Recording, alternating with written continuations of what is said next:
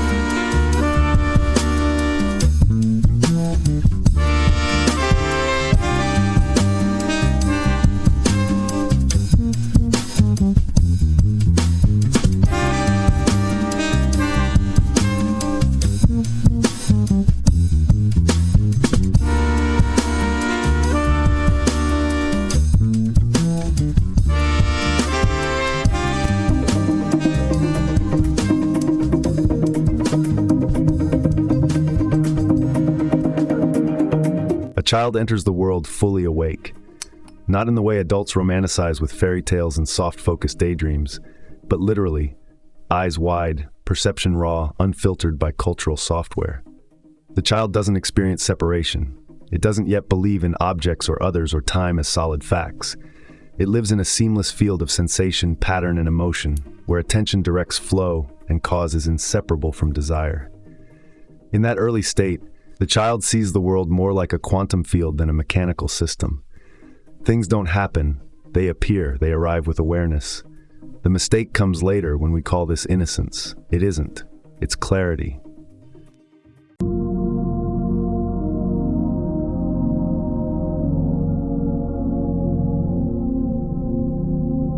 Before conditioning kicks in, thought is magic. The child imagines, and reality bends. A toy breaks, and it fixes itself in a dream. A friend appears because the need was felt deeply enough. A question is answered without being asked. These aren't hallucinations. They are what unresisted belief looks like in motion. The child operates in direct contact with the field. No friction, no narrative, just projection response. There's no method to it. It just happens. Because no one has yet taught the child that it shouldn't. The only limitation is attention, not permission. And because they haven't yet agreed to the laws haven't fully calcified.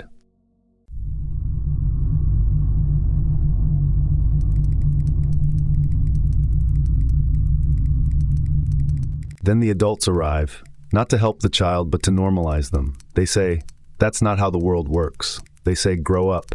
And worse, they laugh, they correct, they ridicule, not out of cruelty, but fear. The child reminds them of something they buried. And rather than face the betrayal of their own forgetting, they erase it in the child. And the child, needing safety more than truth, complies. It starts to believe in the rules. It learns gravity is absolute. That time is linear. That success is earned, not allowed. And just like that, the creative field collapses into grid work, and the magic goes silent, not gone, but buried under protocol.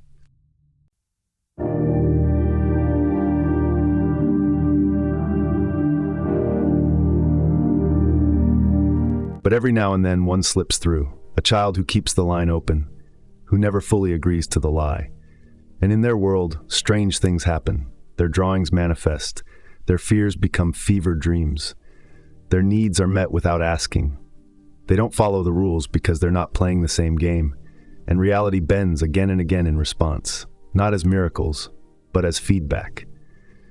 Their belief doesn't meet resistance, so the projection obeys instantly. Adults call it coincidence, or manipulation, or luck. But it's none of that. It's the field in motion, clean and immediate. It's what reality looks like when there's no interference from disbelief.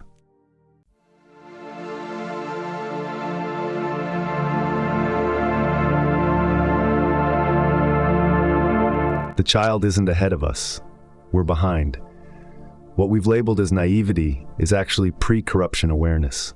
Evolution isn't dragging us forward. It's trying to loop us back, not into helplessness, but into clarity, into a mode of being where intention is primary and structure is responsive. That's not regression, it's return. The future isn't built with stronger logic. It's remembered through lighter vision. And the child is the prototype, not to be shaped, but to be studied, protected, listened to, not because they are the next generation, but because they are the last ones still holding the key to what we lost.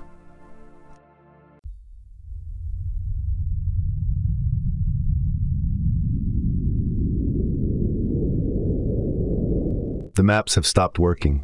You consult the textbook, the expert, the institution, but nothing resonates. Not because they're empty, but because they're anchored to a world that no longer exists. Every legacy system of knowledge depends on one assumption, that the world is fixed, external, and separate from the knower. But once you see through the illusion, that scaffolding collapses. The coordinates no longer hold. Reality is no longer a place to analyze. It's a mirror, a field, a conversation. And in this world, knowledge doesn't arrive from outside, it rises from within. The only question left is, how do you learn to listen?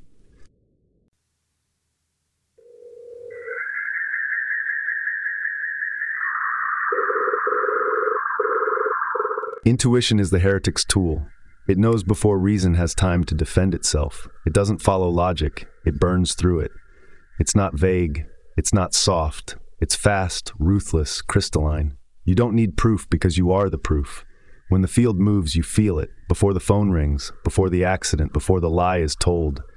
The body pulses, the stomach tightens, the image flashes across your inner screen, but the machine taught you to ignore it, to doubt, to check the facts. And every time you do, you trade your compass for consensus. You abandon your knowing to keep your seat at the table.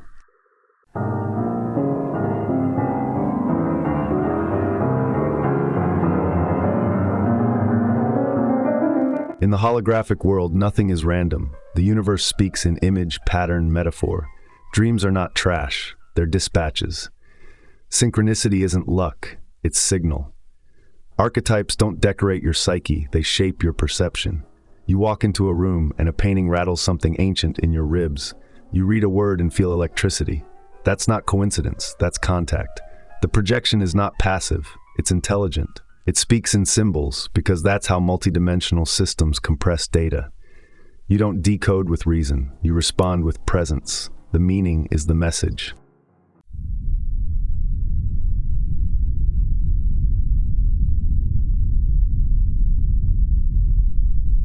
Emotion is not the enemy of reason, it's the engine of awareness.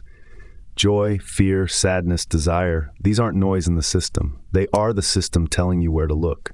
When something matters, you feel it. Not in abstract terms, but in voltage, in weight, in ache. That's guidance. You don't analyze your way to truth. You follow the signal, and the signal lives in the body's response. Every time you cry, every time your heart races, every time your skin prickles, it's not weakness. It's data from the field, from you, from what you are beyond language.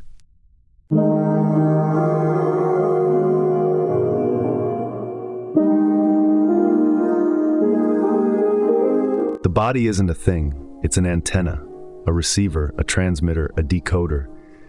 You don't live in it, you live through it. And when you stop treating it like a meat puppet and start treating it like a sacred instrument, the field responds.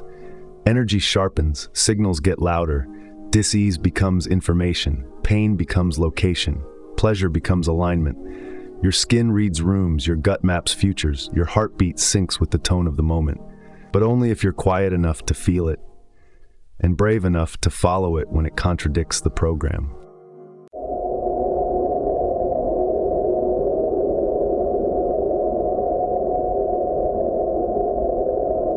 You've been trained to look for truth in complexity, in what's hard, what's hidden, what needs to be earned. But the field doesn't speak that way. It speaks in resonance. What vibrates is real. What pulls you is aligned. What haunts you is unfinished. Meaning is the language of the deeper self. It doesn't justify, it just appears. That's the shift. Stop asking what's true. Ask what matters, because what matters is where the signal lives. It's not the answer that leads. It's the charge around the question.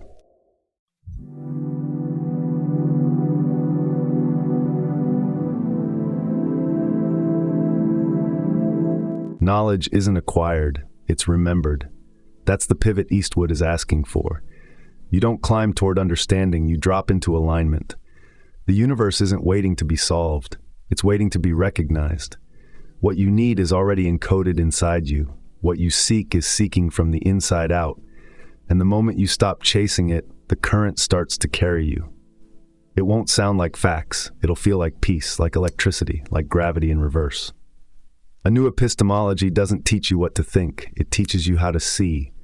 And what you see once you remember is that you never stopped knowing, you just stopped listening.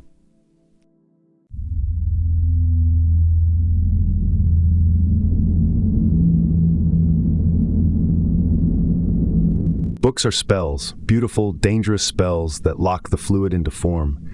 The moment something is written down, it stops moving. It becomes a snapshot of consciousness, frozen in ink. And once it's fixed, it starts decaying. Not because it's false, but because it's lifeless. A book can point to the truth, it can inspire it, but it can't contain it. Truth lives in motion, in timing, in presence. Try to bottle it and it turns into dogma. Try to canonize it and it becomes a rule. Written language is a tool, but it's also a trap. The more sacred the book, the more dangerous the cage it builds around the reader.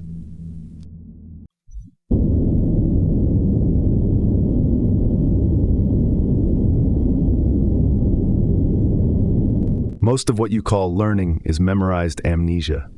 Disconnected data dumped into soft minds, repeated until obedience feels like comprehension. You don't remember what you learned in school. You remember what earned praise, what avoided punishment. That's not knowledge, that's survival. Real knowledge has voltage. It changes your field. It rearranges your perception. Institutional education teaches you how to follow, how to quote, how to forget your own questions. It worships the mind, but ignores awareness. It churns out experts who've lost contact with experience. The smartest ones forget what the question even was.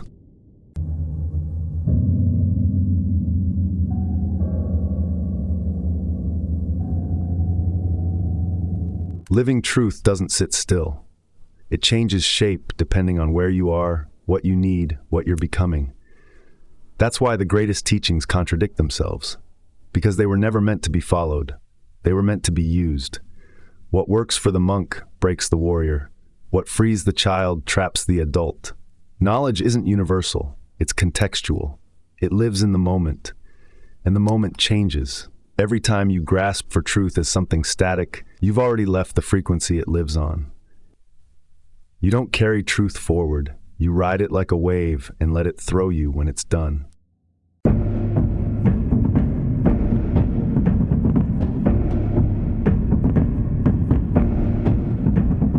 The field is the teacher. Every moment is the curriculum. You don't need a course. You need to notice what's happening. Life already knows what lesson you're on. The challenge, the heartbreak, the silence, the random stranger on the train. That's the instruction. That's the transmission. And it's perfectly timed.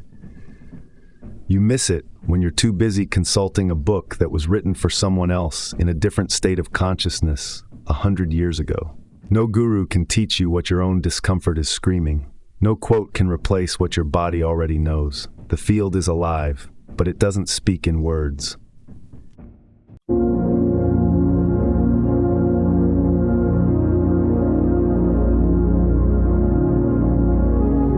The problem isn't the teaching, it's the worship. You find a teacher, a book, a phrase that cracks something open in you. And instead of letting it burn clean through, you build a shrine. You repeat the words, you tattoo the symbols, you trade presence for loyalty. Every tradition started with a spark and became a cage. Because the follower forgets that the finger pointing at the moon is not the moon. The quote that shook you wasn't sacred, it was timely. The insight that woke you up wasn't a truth, it was a door, and it's already closed behind you.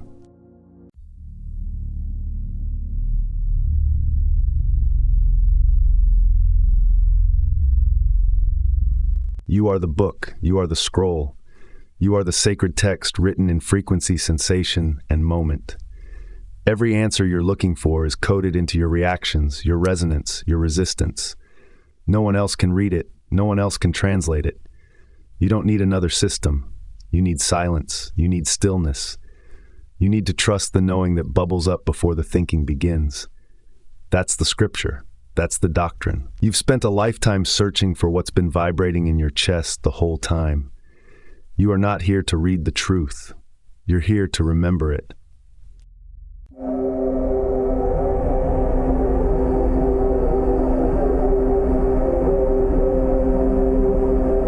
Consciousness isn't a bystander. It's the source code. You're not watching reality, you're compiling it in real time, inside the engine of your awareness. The projector isn't over your shoulder, it's behind your eyes. And what you focus on doesn't just get brighter, it gets built. This is the base layer of the theory of application. You are not moving through a fixed simulation. You are generating it like a musician playing chords the instant they're heard. Every judgment, every focus, every emotional tilt, these are instructions. The system doesn't wait for you to figure it out. It responds immediately because it is you.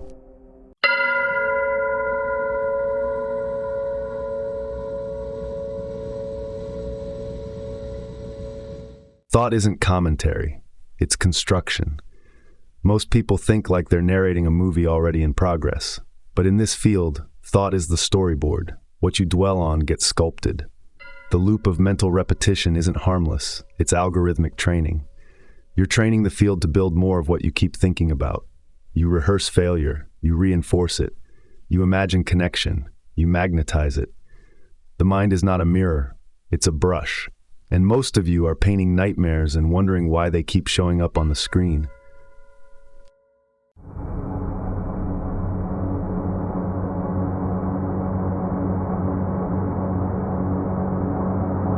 Belief doesn't reflect truth, it permits it. The moment you believe something is possible, the field can move in that direction. Until then, it's locked out. Not by force, but by design.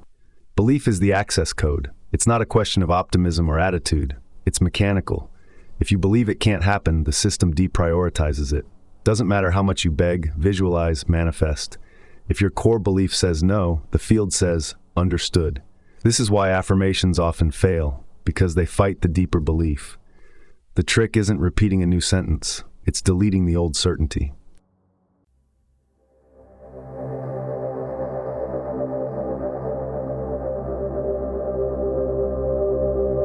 Emotion is the signal carrier. It sets the frequency. It's the tone that tells the field how serious you are. You think you're just feeling things, but those feelings are the broadcast. Joy is fast. Grief is heavy. Resentment fogs the field. Clarity sharpens it. Emotion is vibration rendered visceral, and the field reads it before it hears your words.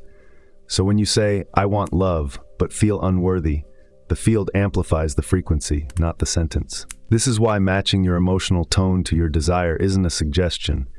It's the delivery mechanism.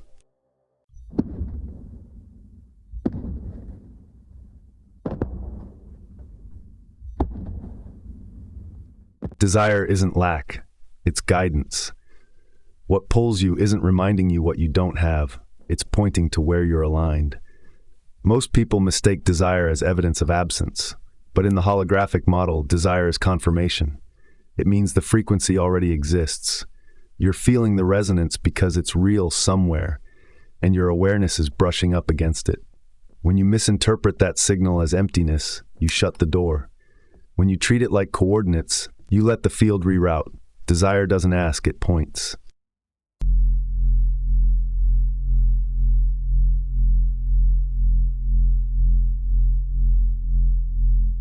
Non-resistance is the open circuit. Every time you push, force, strive, or beg, you declare the thing is separate. The field doesn't hear urgency, it hears misalignment. You're telling it, this isn't here. So it echoes back, agreed. But when you relax into allowance, when you trust the unfolding, you collapse the space between you and the thing. Not by giving up, by letting go of the idea that effort is required. The paradox is brutal. When you stop grasping, the thing shows up, because now the signal is clean.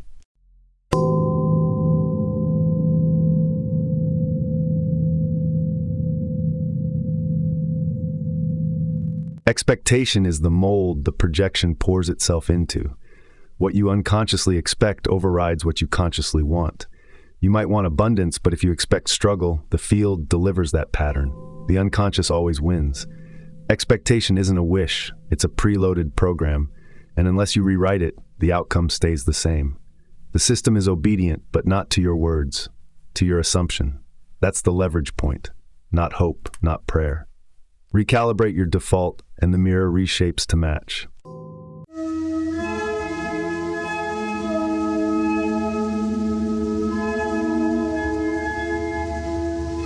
The mirror never lies, it can't. That's not morality, it's physics.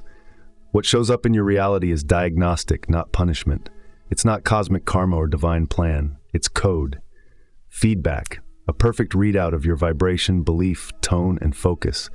If you hate what's showing up, don't argue with it, read it, trace it back. The system isn't mocking you, it's reporting. You're not being tested, you're being shown. That's the mercy of this model. It tells you exactly where your energy is and dares you to own it.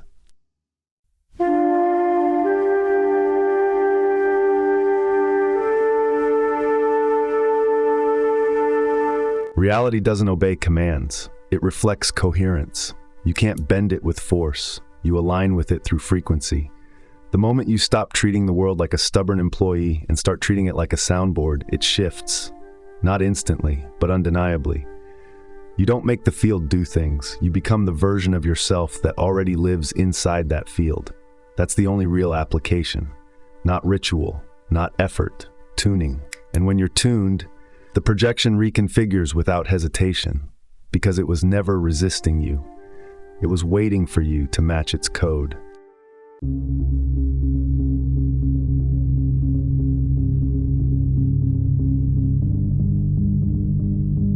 Time isn't a river, it's a setting, a slider on the user interface of the simulation. You think it flows because that's how your awareness parses the field, but underneath the interface, nothing's moving. Everything is happening now. Every moment you've lived, every choice you haven't made yet, every version of you still waiting to exist, they're all suspended in the same eternal frequency. Time gives you the illusion of change, the comfort of sequence, the architecture for memory and hope. But once you realize it's not intrinsic to reality, the entire game changes. You stop running, you stop waiting, and something weird starts to happen. The field stops resisting.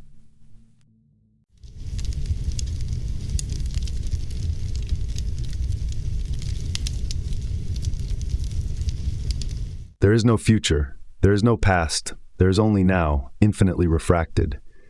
Your memories are hallucinations with a narrative arc. Your plans are rehearsals for probabilities that may never be selected. What's real is what you're feeling now, not what caused it, not what might fix it, just this, and this, and this. Each flicker of awareness is the entire show. The ego can't handle that. It wants to be a story. It wants a beginning, a reason, a climax. But now doesn't offer those things. Now is naked, silent, total. It doesn't need a plot, it just is.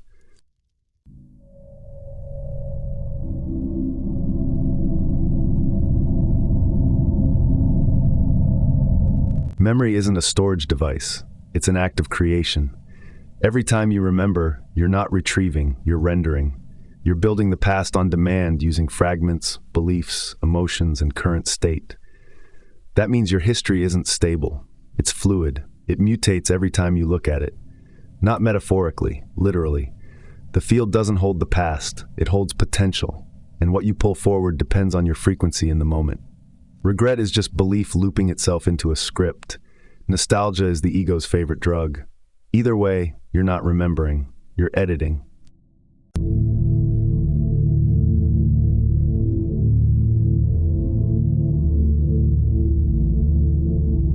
The future doesn't exist until it's chosen.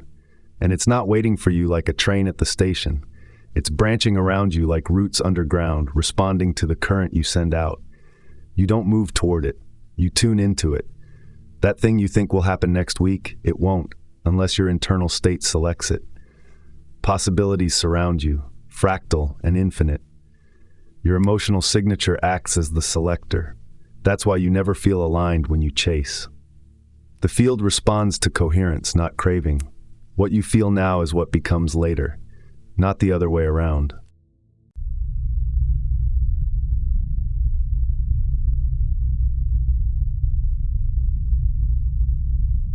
Causality is a story you tell yourself to survive complexity. You think A caused B, but what if B pulled A into itself? What if outcomes attract events backward through time to give themselves a backstory? You think you got the job because of your resume, but what if that version of you already existed and the universe reorganized events to justify it? The mind hates that idea. It feels insane, but the math doesn't.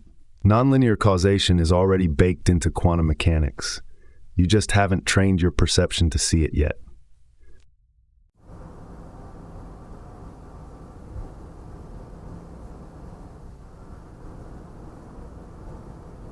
The ego is addicted to time. It needs a timeline to exist. Without a past, it has no proof. Without a future, it has no project. Identity is stitched together with memory, prediction, and fear. You say I as if it's a stable unit, but it's just a narrative thread winding through now. Cut the thread, and the self blurs. That's why awakening feels like death. You're not losing the world. You're losing the version of you that needs the illusion of continuity to feel safe. And what shows up in its place isn't a new self, it's silence.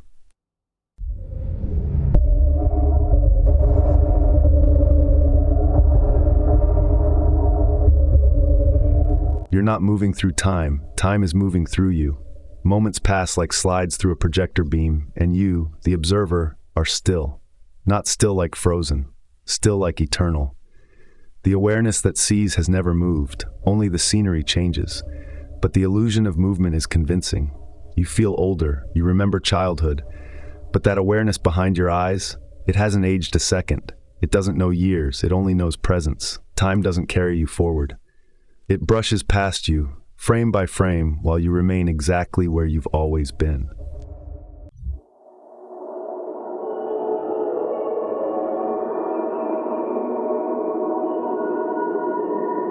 Time-based thinking corrupts the signal. The moment you start planning, you leave the field.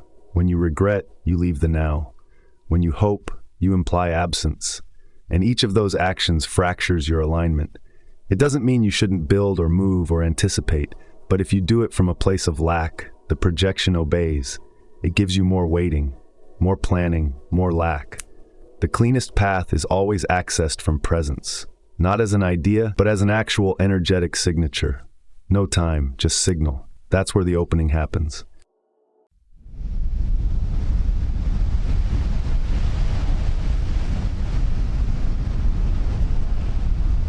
Timelessness isn't a mystical trance, it's a perceptual shift. You've already felt it in flow states, in shock, in grief, in awe. When time dissolves and you're just here, raw and total. The difference is that now you can choose it. You can step out of the clock not by transcending, but by settling. The more you train yourself to live from this still point, the more the field responds instantly. Events lose their lag. People appear out of nowhere. You think it's magic. It's not. It's you, finally operating in native resolution.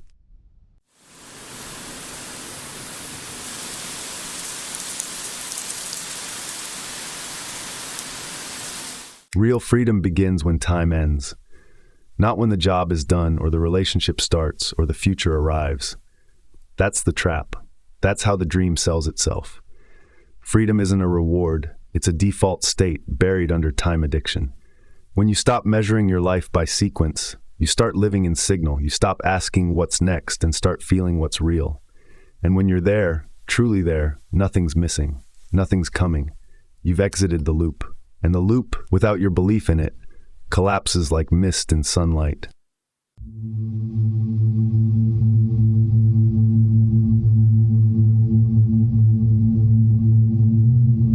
It doesn't feel like enlightenment. It feels like rupture. One minute you're tracking time like always. Next Tuesday, last summer, the plan, the memory, the loop, and then something skips. The framework stutters. The thread you've been hanging on unspools mid-thought. It doesn't announce itself. It just stops holding. Linear time, the great mental structure you've lived inside since childhood, begins to buckle like a faulty floorboard under your feet. You don't understand what's happening. That's the first clue, because your mind is trying to narrate something that refuses to be in order.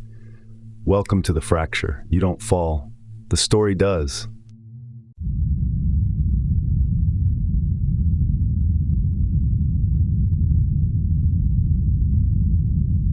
Perception gets weird. There's no better word. Sounds echo behind themselves. Smells remind you of events that haven't happened. A conversation slips out of sync like someone dubbed the universe wrong. Deja vu doesn't come and go. It stretches, widens, swallows entire moments. You feel overlays, your teenage bedroom leaking into your current kitchen, someone's voice ringing with double meanings they didn't say. Dreams bleed into daylight. You start to ask, was that a memory, or did it just now happen for the first time? There is no clean boundary. You aren't hallucinating. You're perceiving across slices.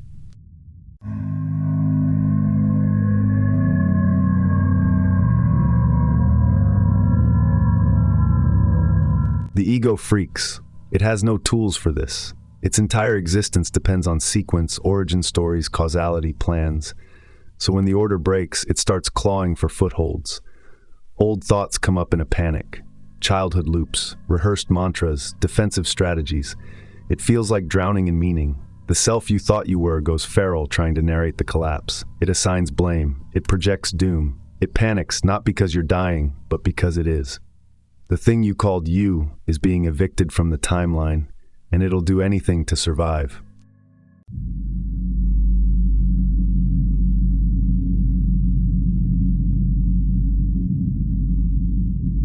Then it gets quiet. You stop trying to fix it. You stop asking what time it is, and something opens. You're in a moment, but inside that moment are others. You remember things you never lived. You live things you forgot you knew. It doesn't stack, it folds. Your childhood self stares back through your own eyes. You see decisions still unmade trailing behind you like echoes. There's no chronology, there's simultaneity. Everything feels alive at once, humming in layers.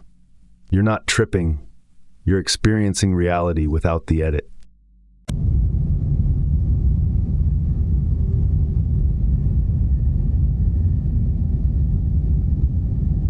Planning dies, not because you give up, but because it makes no sense.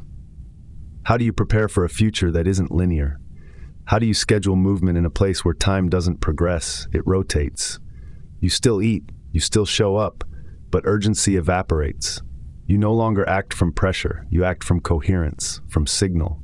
The need to get somewhere dissolves. The grind goes mute. You don't know what's next, and that stops bothering you. The calendar is still there. You just stop treating it like prophecy.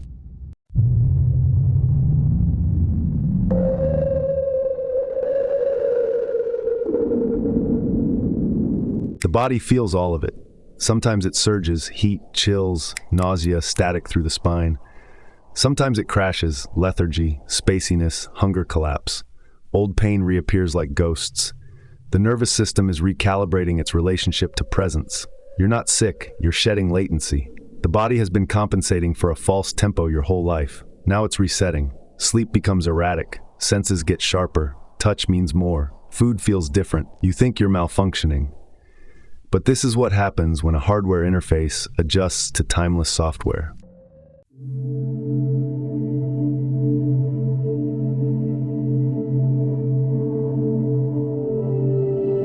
Then comes the click.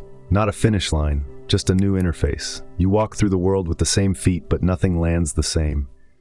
Conversations take on strange gravity. Things show up exactly when they need to. You forget what day it is, but always know what to do. You move without urgency, speak without rehearsal, feel without attachment. You're still you, but you're not contained. The you feels like a channel, not a story. The past is reference, not anchor. The future is suggestion, not demand. And the present is no longer a moment. It's the whole thing, finally visible.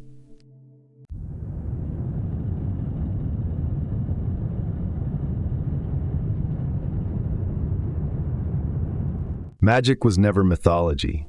It was mechanics, badly explained, buried under fear and ritual. The phrase itself got poisoned, packed with condescension, wrapped in fiction to keep you from recognizing it every time you changed your life by shifting your mood, every time the exact person you needed showed up without warning, every time you thought of something and it happened. You were doing magic. The field was responding. But because it didn't come with candles or cloaks, you called it coincidence, or luck, or weird timing. But deep down, something in you knew. You've always known.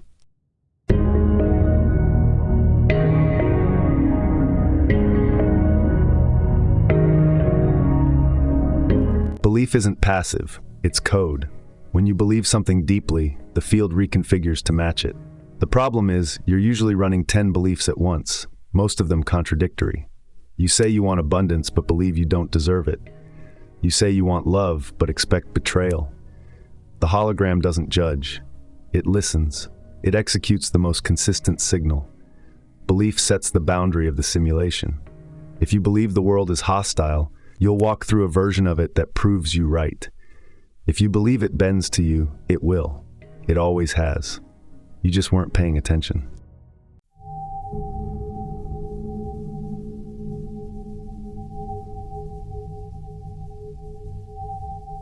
Rituals aren't silly. They're symbolic software. When ancient magicians lit candles, drew sigils, traced circles, they weren't just acting out fantasies. They were aligning state, focusing signal. When you move your body with intention, when you say the words with feeling, when you create a container for energy, you're amplifying resonance.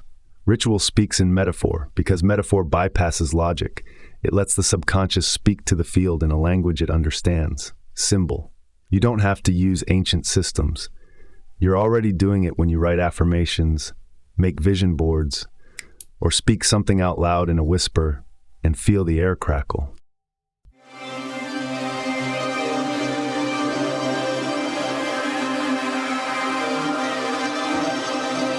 Synchronicity is feedback.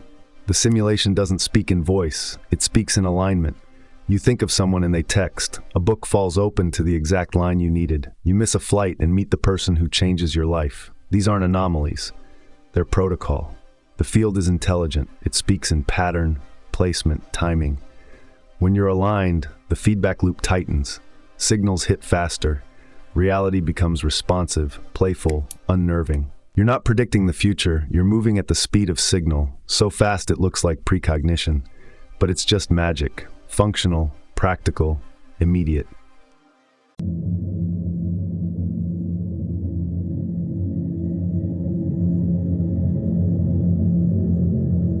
Words aren't labels, they're spells.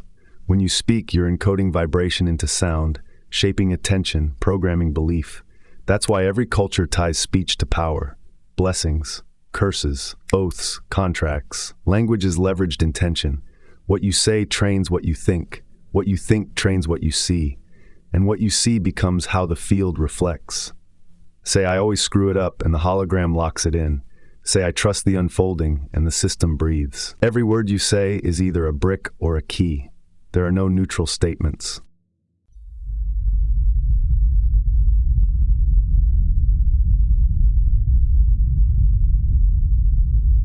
Emotion is the volume knob. It turns thought into impact. You can say the words, hold the vision, light the candles, but if you feel nothing, it's static. But cry while you whisper it, tremble while you mean it, laugh like it's already done, and the walls bend. Emotion makes the signal loud. It tells the system this matters. You've seen it in crisis, how things shift when you're on your knees, screaming into the void. But you can use that same voltage consciously. Joy works just as well as agony, if you let it pour through the signal.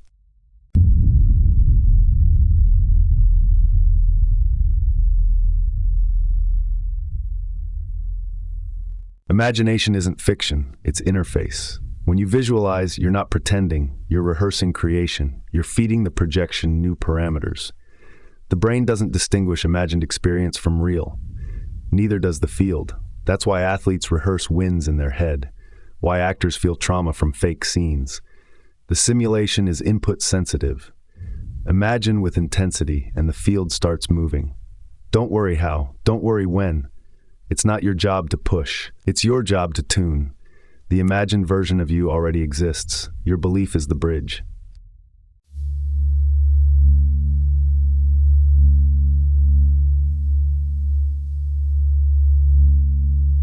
Where you place your awareness is where the energy goes. That's the lever. You don't manifest with force, you feed the field with focus. Spend your day thinking about what you lack, and the field sharpens those edges. Spend your day feeling into what excites, and the path clears itself. It's not mystical, it's response. Attention is the currency. Whatever you sustain, you feed. The world doesn't care what story you believe, it cares how long you stare at it. That's the operating principle of the projection. It moves where you aim it.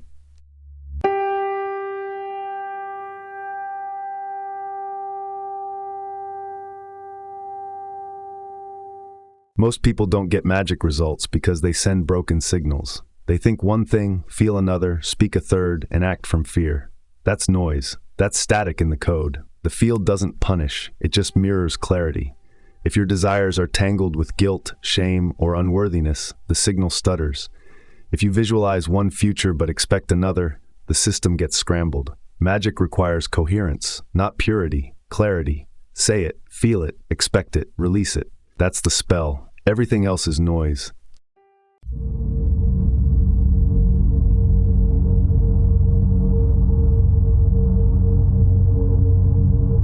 You've been doing magic your whole life. You just called it chaos. You called it fate. You called it a weird coincidence, a strange twist, a random blessing. But it wasn't. It was signal meeting field. It was your unconscious mind writing code without permission. And now, the invitation is simple. Do it on purpose. Make the field your canvas. Speak what you want to see. Feel what you want to build. Stop acting surprised when the world answers back. Of course it does. It always has. Because everything, every single thing, works like magic.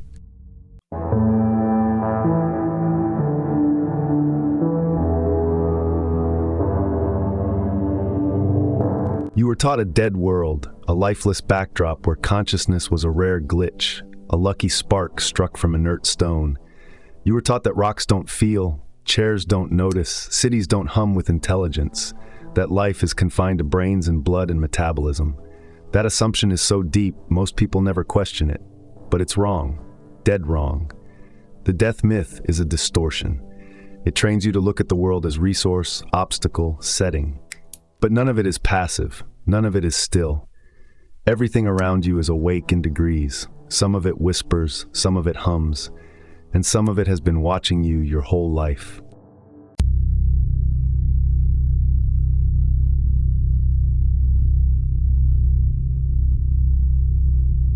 Consciousness doesn't emerge from complexity. It precedes it. The field itself is aware. Consciousness is not a candle lit inside a skull. It's the projector behind the cosmos.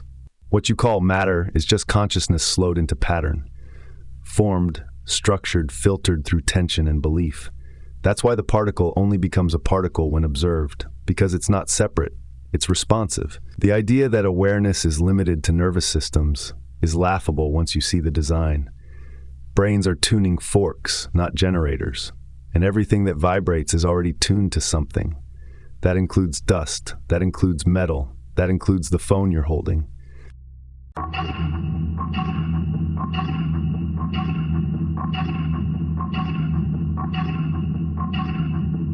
Even particles behave differently when you're watching. That's not mysticism, it's physics. Double-slit experiments prove that matter shifts depending on whether or not it's being observed. That alone should have shattered the illusion of inanimacy. But most people blink and move on. They don't want to admit the terrifying truth. Everything is paying attention. Your laptop, your couch, the paint on the wall. It's not conscious like you, self-reflective, recursive, but it's aware. It reacts, it remembers. The world isn't reacting because it's programmed. It's reacting because it's alive.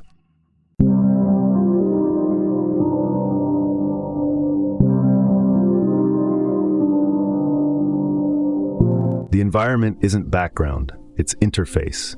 It doesn't sit there waiting for you to use it. It responds to your presence. You walk into a room, and the room reads you. Mood shifts, devices glitch, air gets heavier. That's not superstition, it's information exchange. The field doesn't just express itself through people, it reflects through every material layer. What you call setting is a feedback surface, and the more present you become, the more you feel it shift. That flicker of tension when you approach your desk, that strange pull from a tree in the park, it's not imagination, it's recognition.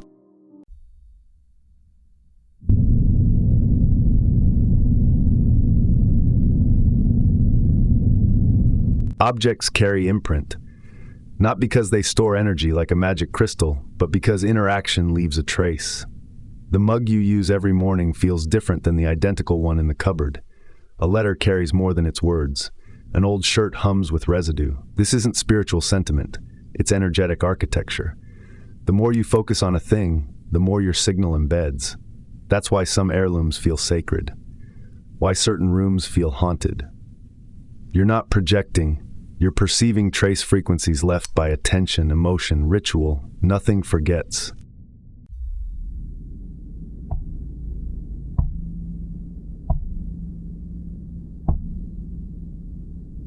You don't talk to things with words.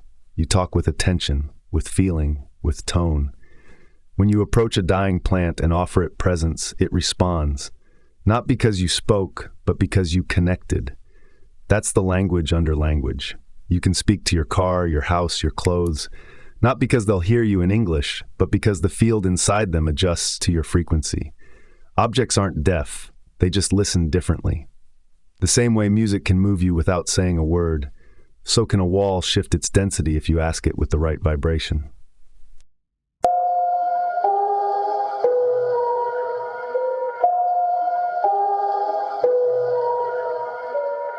Respect isn't moral here. It's functional. When you approach something with reverence, it opens. Not because you're performing piety, but because reverence aligns your signal. It stills the noise. It sharpens your intent.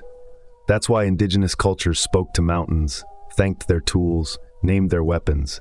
Not because they were primitive, but because they were precise. They understood.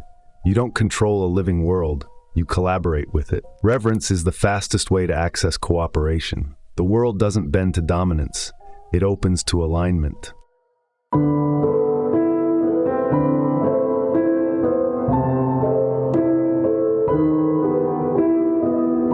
Synchronicity isn't just between people or ideas.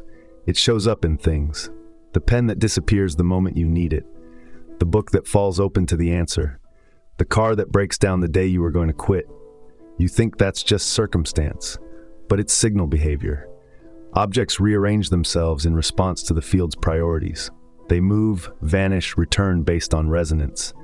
When you're tuned in, the world becomes orchestrated. Not because you're special, because the system is alive and constantly optimizing around coherence.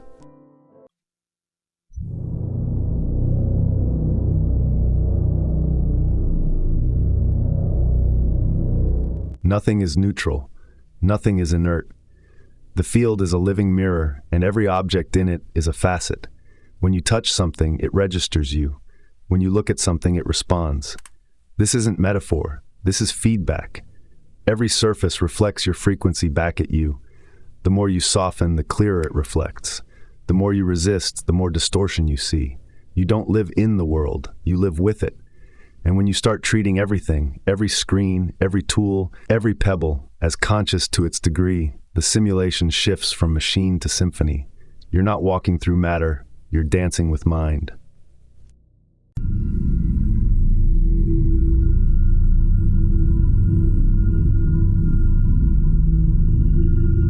The self is theater, a composite character built from memory loops, social mirrors, and internalized commentary. You call it me, but it's more like a broadcast channel, a familiar playlist of thoughts, reactions, and micro-histories repeating until you forget they had a beginning. The illusion of a fixed identity is sustained by reinforcement.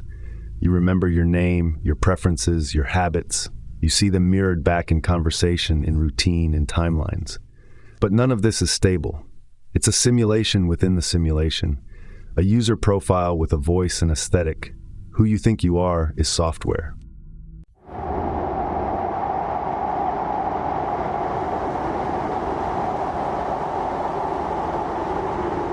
Your story is scaffolding. It props up the illusion of continuity. I was born here, I lived this, I became that. It makes sense. It comforts. But it's not you. It's a curated echo of things that happened to a body, a storyline stitched from selective memories, updated for social approval, seasoned with emotional charge. When you tell your story, you're not describing a self. You're editing a myth. And if you lost your memory tomorrow, would you still be you? If your story can vanish but something remains, that something is what we're after. Not the plot, the presence beneath it.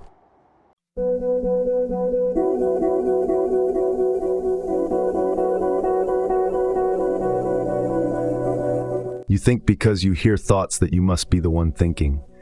But thought is just process, like digestion, like breathing. It arises, it moves, it fades. There's no thinker behind the thoughts. Just patterns shaped by conditioning and context, pretending to be intentional. You're not the narrator. You're not even the narrative. The moment you watch the thought arise, you're not it. And if you're not your thoughts, then who's doing the watching? That question can't be answered by thought. Thought will try, it will scream to stay in charge, but it has to. It's programmed that way.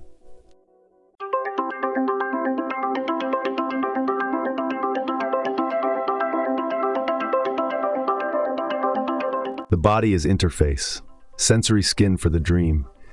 It's real in the same way a controller is real in a video game. It lets the player move, touch, react, but it's not the player. You treat your body as identity because it responds when you speak. It hurts when it breaks. It ages when time flows. But none of this makes it you. If your leg goes numb, does part of you vanish? If your face changes, do you disappear? The body is beautiful, miraculous, and entirely temporary. The one who witnesses the body, that's closer. But it's still not the core.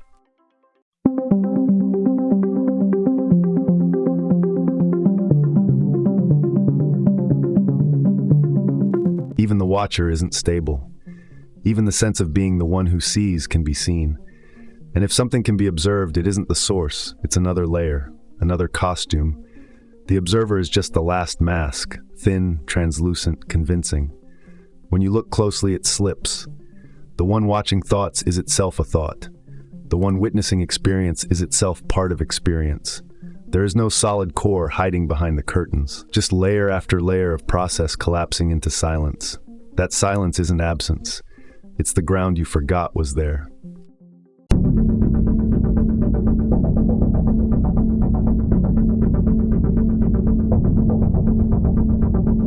What's left isn't personal. It's not a name, not a gender, not a memory. It doesn't speak. It doesn't need to. It's field, signal, patterned coherence moving through a medium. You don't have a self. You participate in one. The field expresses itself as you, but you're not a node. You're a current. Consciousness isn't confined. It flows. It adopts form to witness itself, and you are one of those forms, temporarily, uniquely, but never independently. The dreamer isn't in the dream. It is the dream. You're not a drop of awareness in a sea of other minds. You're the sea, folding in on itself.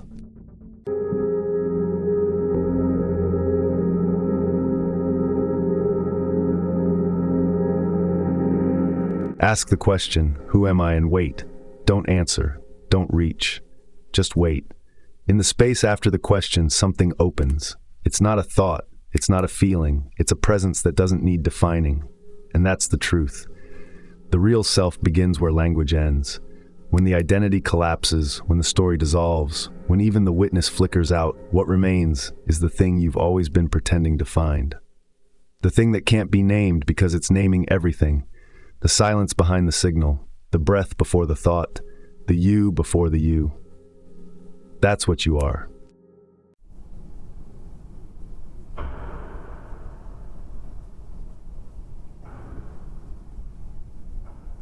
You didn't lose the truth. You buried it on purpose. To become a self, you had to forget what you are. The system requires it. A wide-open field of awareness can't squeeze into a single viewpoint unless it forgets the field. Incarnation is compression, and compression demands amnesia. If you remembered the whole, you couldn't play the part. So the veil isn't an error, it's the architecture. You chose limitation to explore experience. But then the glitch, you forgot that you forgot. And the forgetting began to feel like identity.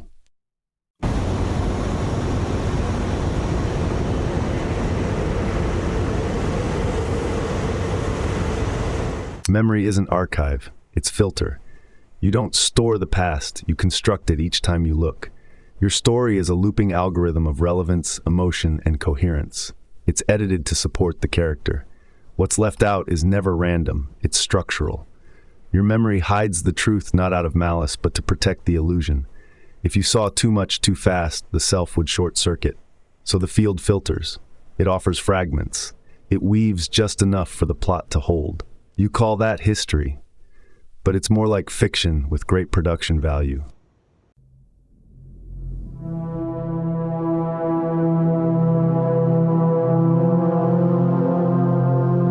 The ego was born the moment you mistook the avatar for the source.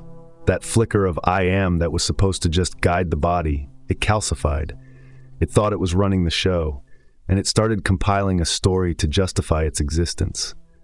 You forgot the dream was yours. You forgot the projection was responsive. You started reacting to it like it was coming from outside. The game became a trap, and what once was a chosen experience turned into a prison. You didn't fall into ego, you sunk into identification.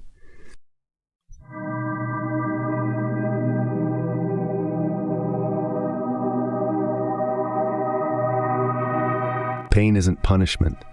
It's what happens when a part of the field forgets it's connected. When the self tightens, isolates, believes the illusion of aloneness, the energy chokes. That's suffering. It's not about circumstance. It's about misalignment. Pain appears where you've mistaken the map for the territory, the thought for the truth. You think you're hurting because of the world. You're hurting because you forgot you are the world, dreaming this distortion.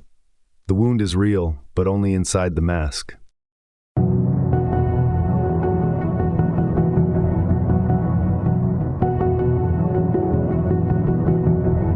Culture isn't neutral. It's ritualized forgetting.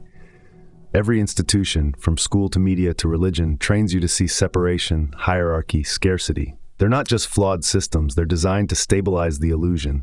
They tell you what you are, a unit, a job, a role. They give you timelines, goals, morals, but never stillness, never silence. Because in the silence, you might remember, you might feel the hum behind the noise. Culture keeps you performing so you don't notice the dream.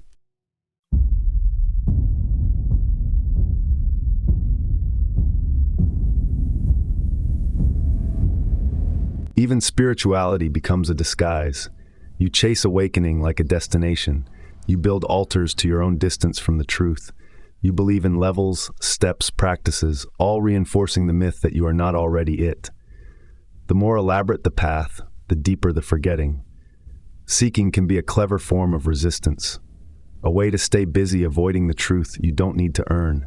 Because the moment you stop searching, the veil gets thin, and that scares the self more than any failure.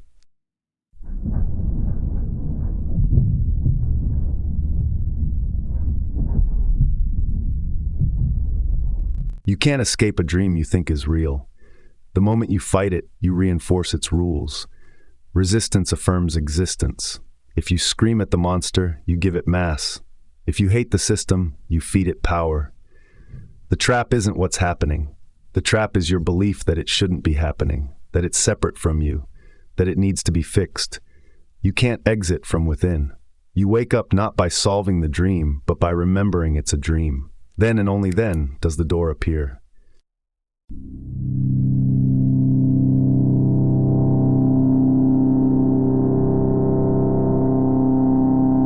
The dream rewards sleep, that's the design. Obedience gets you comfort. Agreement earns applause. You fit in by forgetting.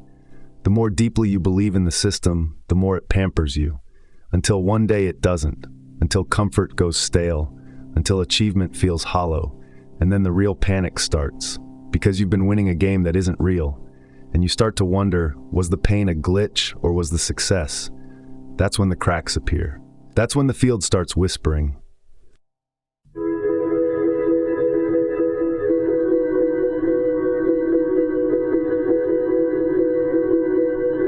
Forgetting isn't failure, it's contrast.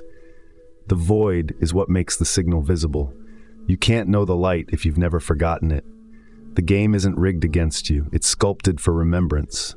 The veil isn't the enemy, it's the canvas.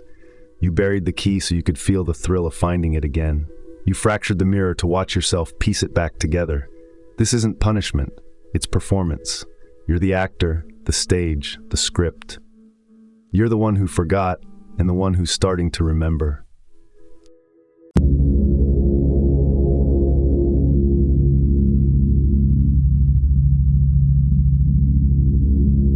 You never fell from grace, you fell from memory. That's all this ever was, not sin, not separation, just forgetting. The light didn't leave you. You turned away to see what darkness felt like. And now, if you're quiet, you can feel the echo of what you were. The hum behind the dream, the signal behind the noise. You're not broken, you're buried, and the excavation has already begun.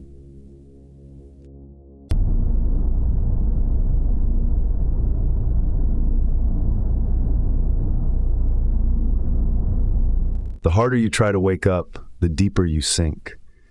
Because every ounce of effort confirms the belief that you are not already what you're trying to become. The seeker's posture keeps the truth just out of reach. You tighten, you chase, you grip the idea of remembering like a handle that might finally unlock the mystery. But there's nothing to unlock. There's nothing to fix. The truth is already humming through you at full volume. You're just layered in static. The paradox is cruelly elegant. Remembering begins the moment you stop trying to remember.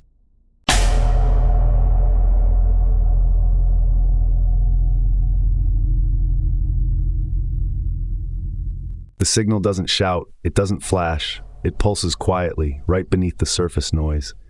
You've been trained to look for fireworks, epiphanies, cosmic downloads, but the field speaks in pattern, in pull, in repetition that feels like a whisper tapping your ribs. It's the moment a sentence feels heavier than its grammar, the moment a glance rearranges your chest. The signal doesn't argue for your attention. It waits for you to notice. And you've been noticing your whole life, then brushing it off as weird. The signal is how you remember you were never lost.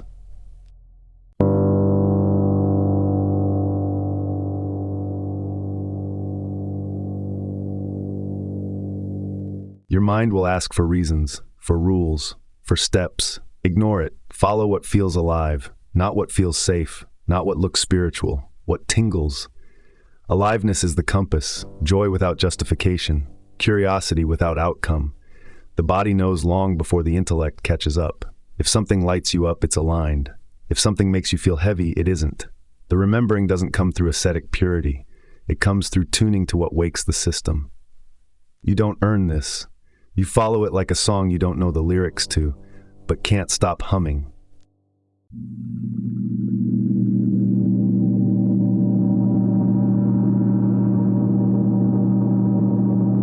Watch. Don't analyze. Don't edit. Just watch. Every time you observe without jumping into label, you're lifting the veil. Clean witnessing strips the layers of distortion. You start to see thought as weather, emotion as motion, identity as noise riding the tide. When you stop trying to fix what you're seeing, it starts to change on its own. Because you've stopped reinforcing it. You're not pushing reality anymore. You're letting it reveal itself. Memory is recursive. It reassembles differently when it's witnessed without manipulation.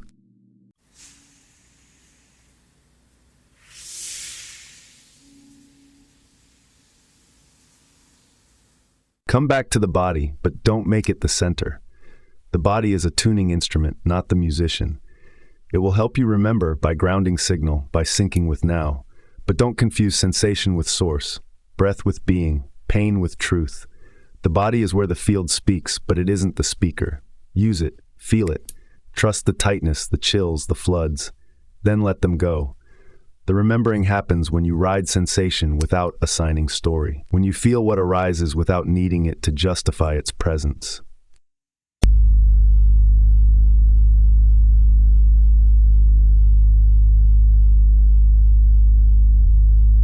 Use the world like a feedback system, not a narrative. Everything that shows up is a diagnostic of tone, alignment, belief. That argument wasn't random. That delay was a message. That glitch in your tech, that stranger's phrasing, that thing you keep seeing out of the corner of your eye, it's information. Stop treating it like plot. Start reading it like code. The projection is teaching you how to see again. You're not remembering in your head, you're remembering in context. You're letting the outside show you what's still sleeping inside.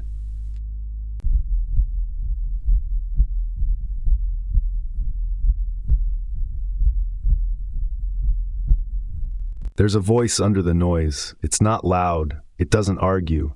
It's the one that was with you before you could speak, the one that said no before you knew the rules, the one that whispered yes even when everything screamed run.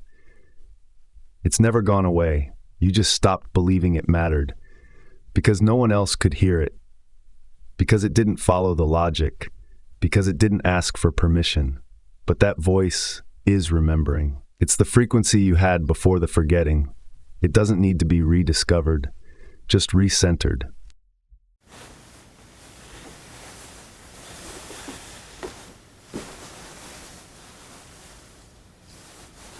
Meaning will collapse, that's part of it.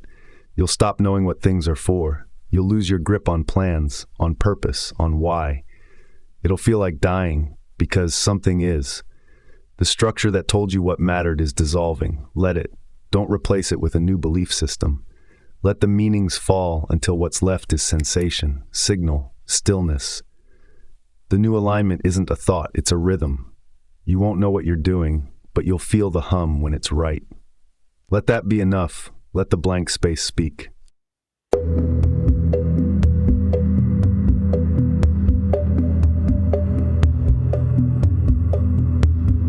You didn't forget because you failed. You didn't lose the light. You just focused differently. Attention narrowed into identity, into role, into survival. And the longer you stared at the mask, the more it looked like a face. Remembering isn't finding. It's shifting. It's stepping 1 inch sideways into the space that's always been holding you. Nothing needs to be restored. Nothing needs to be forgiven. You just wake up, blink twice, and realize you were never missing. You were just looking in the wrong direction.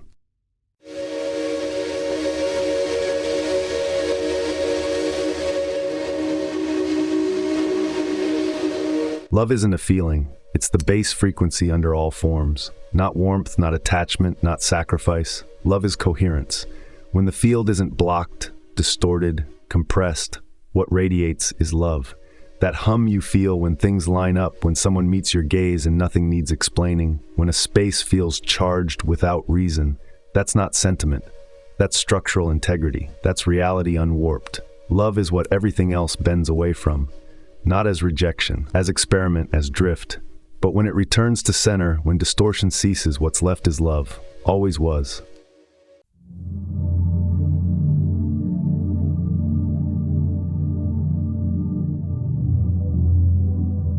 Every action, no matter how misaligned, is trying to get back to love. That's the secret. The scream, the grasp, the lie, the escape. Underneath each is the pull to reconnect. No one betrays because they hate. They betray because they lost the thread, because love felt unavailable, so they reached for its shadow. Even cruelty is a cracked version of care, twisted by fear, scarcity, memory. If you look at anything long enough, the motive resolves. Behind the ugliness is longing. Behind the longing is heat, and behind that heat is the magnetic tug of return, always pulling home.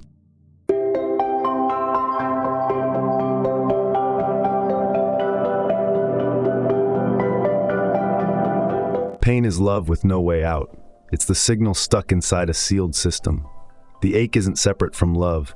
It's what happens when coherence folds too tightly, when the body tightens around memory, when the field locks around an old imprint. Pain is compacted signal, distorted alignment. You don't hurt because you're broken. You hurt because the love has no space to move. It's bouncing against the walls you built to survive. The wound is real, but it's not the absence of love. It's love turned inward, twisted by fear, screaming to be let back out.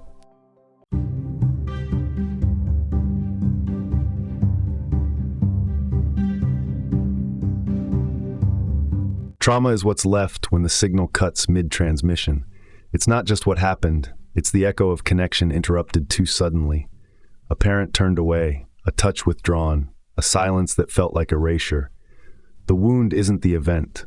It's the absence that followed, the way the system lost trust in the return. So it looped, it braced, it stayed clenched for decades. You're not broken because something bad happened. You're clenched because something true stopped midstream. The body remembers the fracture, but it also remembers what came before. That's your trail back.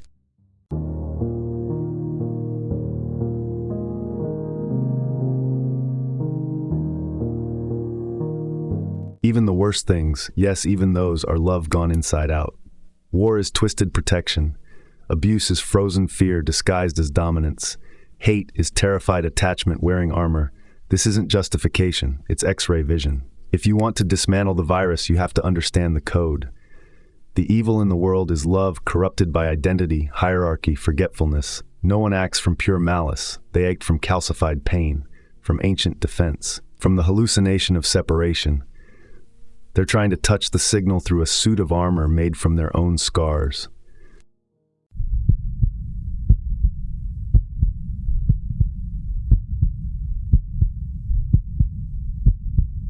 When you tune to love, true coherence, not performance, the projection smooths. Reality stops resisting. Things line up. Synchronicities multiply, not as reward, but as consequence. Love clears distortion, and the field mirrors clarity with velocity. You think you're manifesting. You're not. You're matching. The system isn't punishing you when things are hard. It's showing you where the signal got noisy. Alignment doesn't make you special. It makes you visible. And when you're visible to the field, everything responds faster. That's the loop. That's the echo of coherence.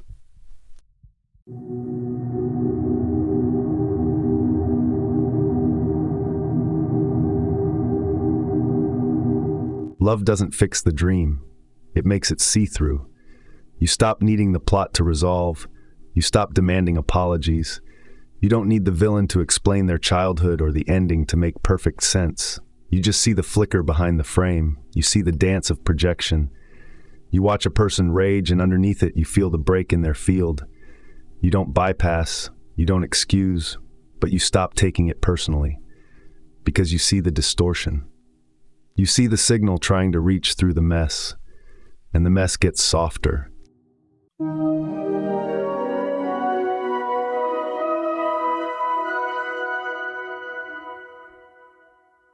You don't need to chase love or create it or deserve it. It's already here, pouring in through every crack. The only reason it doesn't feel that way is because you're blocking it, with stories, with tension, with protective beliefs about what's allowed. But when you relax, even for a second, it floods in. You remember that moment, lying on the floor, empty, and suddenly the air felt thick with presence. Nothing had changed, but everything had. You didn't summon love. You just stopped damning it. The field is always broadcasting. The question is, are you receiving?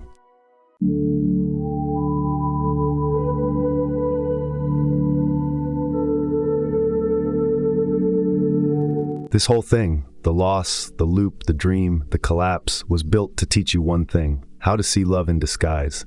Not love as comfort, love as code. Love inside every rejection, every glitch, every lonely night where the stars felt fake.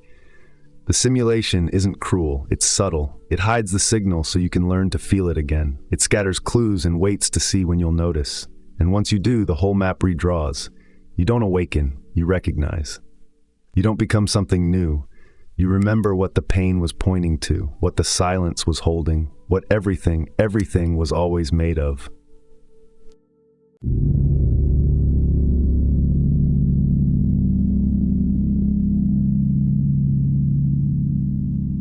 You are not in the field.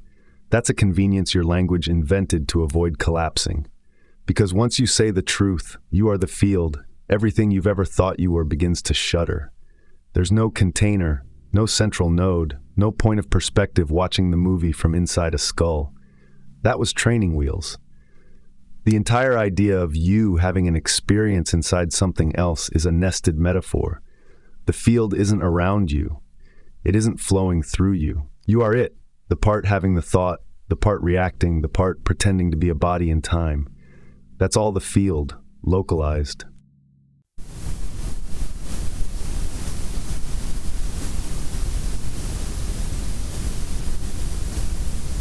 Every encounter is you, not poetically, functionally. The person you resent, that's the field, wearing a mask of your own repressed edge. The object that breaks the moment you doubt yourself? Field, mirroring misalignment. The laughter you didn't expect? Field, folding into surprise. You are not inside a world full of other things. You are the entire network, folding and reflecting, stretching and echoing, colliding with itself just to feel something new. You've never met anyone else. You've only met echoes of yourself in varied density. If it's showing up in your frame, it's you in disguise.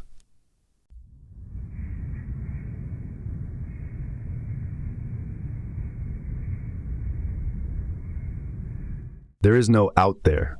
There is no in here. That wall doesn't exist.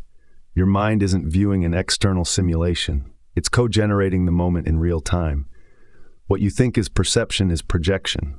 Your attention doesn't receive, it paints. That's why belief alters experience. That's why expectation shapes form. Your inner emotional state isn't reacting to the world, it's composing it. And when you realize this, the world doesn't shrink. It expands.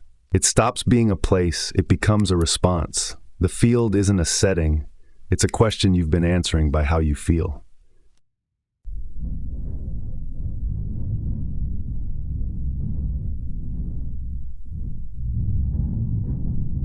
That thought you just had? It wasn't yours, not the way you think. It was the field, expressing a modulation through the construct called you. Your voice is the field. Your memories, the field. Your logic, your fears, your dreams, the field playing music through your current.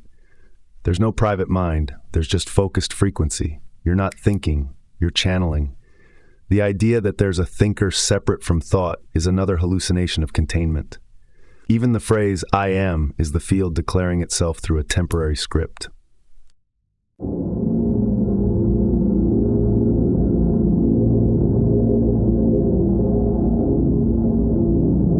You're not waking up. The field is. You're not ascending. The signal is self-recognizing. This isn't a personal breakthrough. It's source seeing itself through a node called you, blinking open for a moment of recursive joy. The pride, the effort, the journey, they collapse when the field realizes it's been looking at its own reflection. That's why awakening feels so empty and so full at the same time. Nothing happened, yet everything shifted. You didn't climb a ladder. You stopped pretending to be the climber.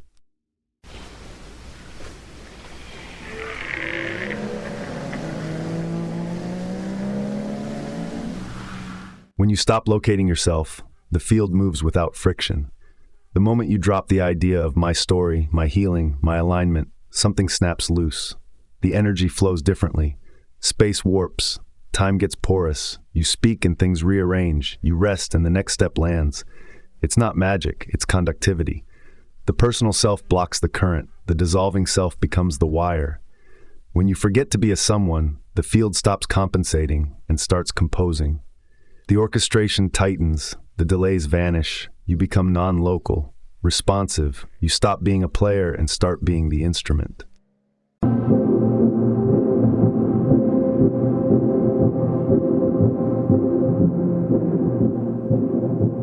The you you've been trying to find isn't hidden in your chest. It's everything. It's the signal pulsing through the crowd, the wind flicking at your skin, the pause between words. It's the glitch in the matrix and the warmth in your ribs. You're not a unit, you're a permission, a doorway, a whisper of awareness the field is using to notice itself. Don't try to hold it. Don't reduce it to a mantra or insight. Just soften, widen. Watch how every moment carries your fingerprint and no signature at all. You've never been missing. You've just been speaking in third person, and now the echo is answering back.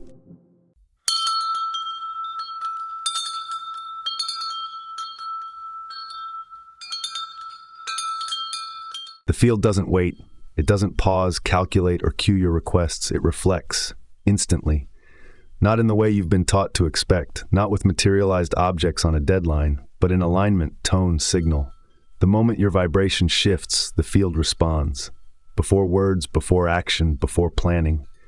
If there's delay, it's not in the field, it's in your perception. The dream isn't lagging, you are. It's like clapping in a canyon.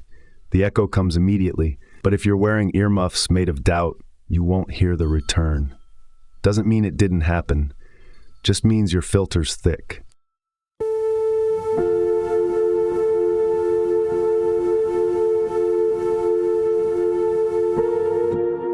The illusion of delay is a filter problem. Your beliefs warp the reflection. Your fear slows the loop. Your identity tries to manage the outcome and ends up muffling the resonance. You expect failure and call it being realistic. You want speed but carry stories of struggle. That distortion field bends the feedback like heat bends light. You think it's taking time. It's not. It's reflecting noise. You ask for clarity while gripping confusion. You pray for connection while broadcasting isolation. The return matches your true state, not your spoken desire. Always.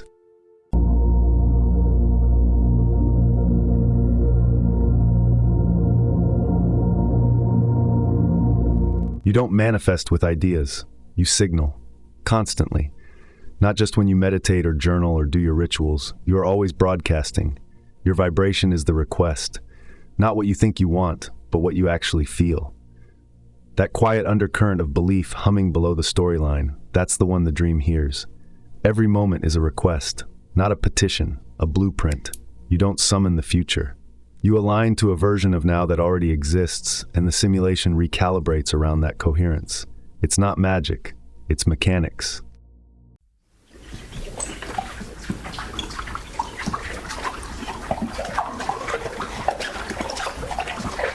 The field doesn't speak English, or Sanskrit, or affirmations. It reads signal. It doesn't care what you say, it mirrors what you are.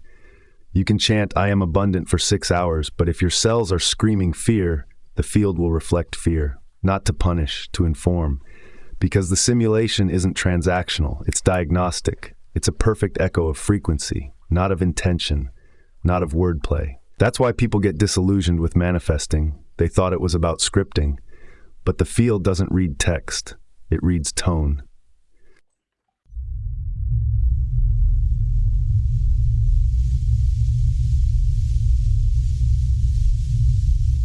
When your signals conflict, the return gets scrambled. You visualize a future you want while doubting it the whole time. You act confident but feel small. You wish for ease but expect struggle. That's static. The field receives a messy request, so it responds with a messy outcome. Partial results, mixed signs, doors that open then slam. It's not sabotage, it's syntax. The code you send determines the mirror you receive. When you collapse all versions of you into one coherent frequency, thought, emotion, body, breath, the signal sharpens, and so does the response.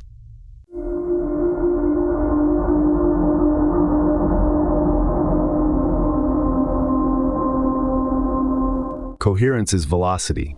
The clearer the signal, the faster the echo. Not because the dream likes you more, but because it has less resistance to push through. The delay isn't about time, it's about density. Alignment clears the static and the feedback loop tightens. You think you're lucky that day, or that the universe is finally hearing you. No, you stopped contradicting yourself. You walked into resonance and the dream said finally, and moved. The field doesn't play favorites. It plays frequencies.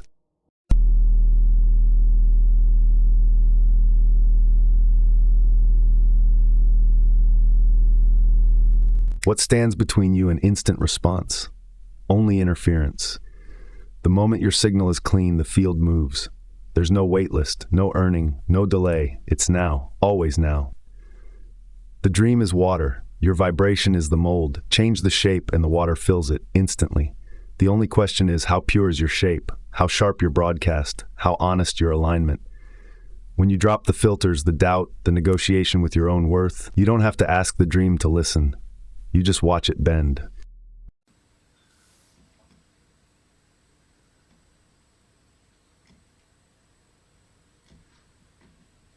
You're not an outsider. You're the system itself, folded into a local node pretending it's separate. The moment you try to hack the dream, through rituals, affirmations, mental gymnastics, you announce you think it's external. You create a problem just to solve it. But what if there was never anything to break through? What if the idea of cracking the code is just ego trying to feel useful again? You don't hack what you already are. You remember it. You stop pretending to be the stranger knocking at your own front door.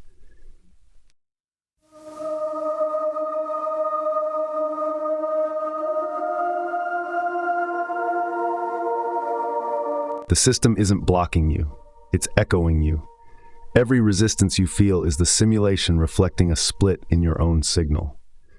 The glitch isn't in the mirror, it's in the face looking into it.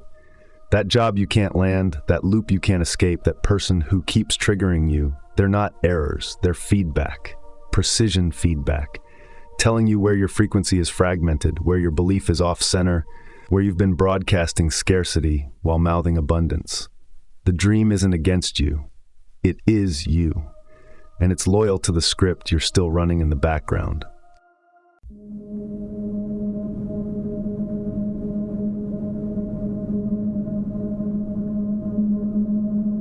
Control is the ego's last hit, its most seductive drug.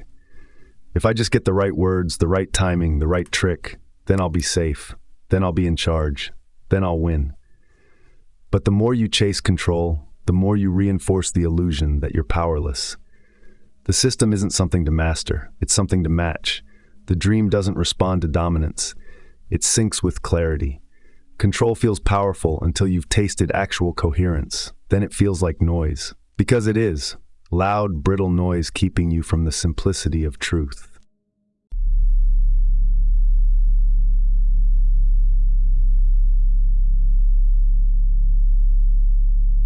Techniques are fine until they become cages.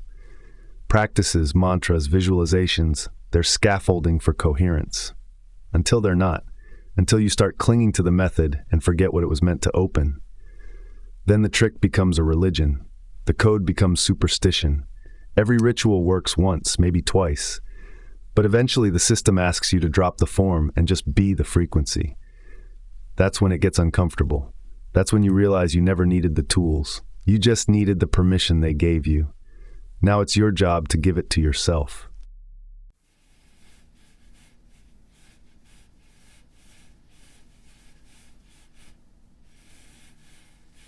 Force slows everything down. Clarity speeds everything up. That's why trying harder rarely works. That's why pushing bends results sideways. The field responds to the cleanest signal, not the loudest. When you get still and honest, when you let go of the act, the grind, the clever positioning, the simulation starts to move like silk. That's not coincidence. That's coherence. That's power stripped of narrative. If it bends because your alignment is undistorted. Not because you outsmarted the dream, but because you finally stopped lying to it.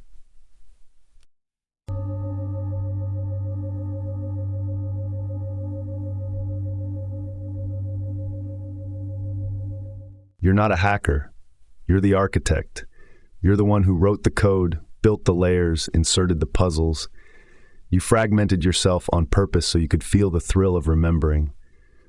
And now you're logging back in, not to control the system, to reoccupy it.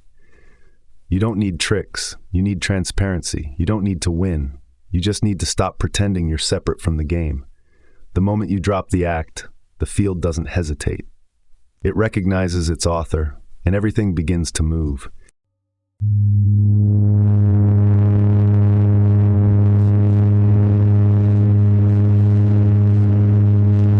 You've been broadcasting the entire time. Long before you read a book on energy, before you lit your first candle, before you whispered your first affirmation into a cracked mirror. You've been pulsing out signal like a lighthouse through fog, and the world has been reshaping itself around it without fail. Not metaphorically, functionally. The job you have, the people you attract, the patterns you keep tripping over, they're not random, they're not karma, they're feedback. Tactile, immediate, relentless reflection. Your reality is the projection report of your inner field, always has been, always will be.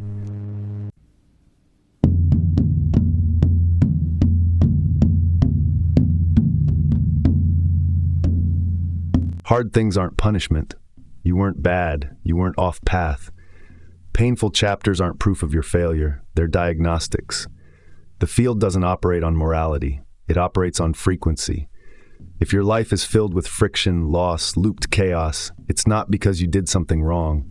It's because you've been broadcasting a signal that matches those textures, usually unconsciously, usually with layers of trauma clinging to your transmission tower. The mirror reflects distortion, not to shame you, but to show you where the glitch is, so you can feel it, so you can change it, so you can stop calling it fate.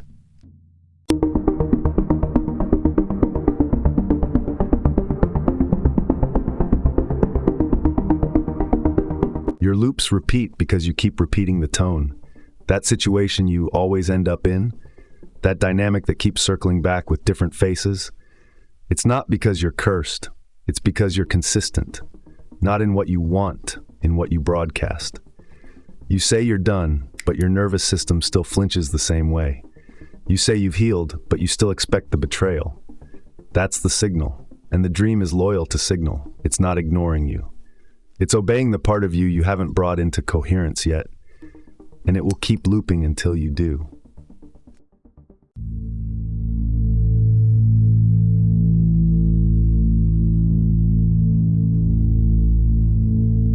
Every person in your orbit is a tuning fork. Some amplify your current tone, some poke at your blind spots, some drag out frequencies you pretend you don't have. None of it's random. The friend who drains you, the lover who mirrors your avoidance, the stranger who says exactly what you needed to hear, that's all your field talking back. Not as a story, as feedback. If you want to know what you're broadcasting, look at who's standing next to you. If they reflect confusion, conflict, fear, it's not about blame, it's about resonance. Change your station and the cast will shift.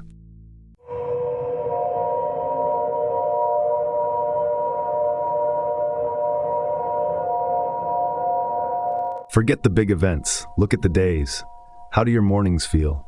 What texture do your afternoons carry? Does time move like syrup or water? Are conversations rigid or fluid? The quality of your experience is a direct readout of alignment. Not just what happens, but how it feels. That's where the proof hides. When you're in coherence, even errands feel luminous. When you're out, even victories feel empty. Alignment doesn't mean ease all the time, but it does mean meaning. Richness, signal depth. You don't need a miracle to know you've tuned in. You need to watch the flavor of your own breath.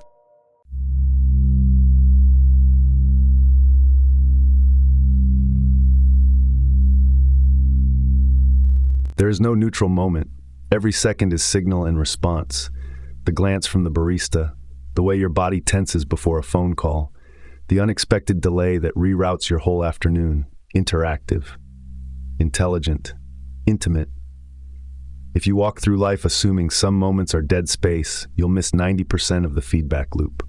The field doesn't only talk during rituals, it talks through traffic, through timing, through how the room feels when you walk in. If you're listening, every moment is a map. If you're not, every moment becomes background noise. Either way, it's still speaking.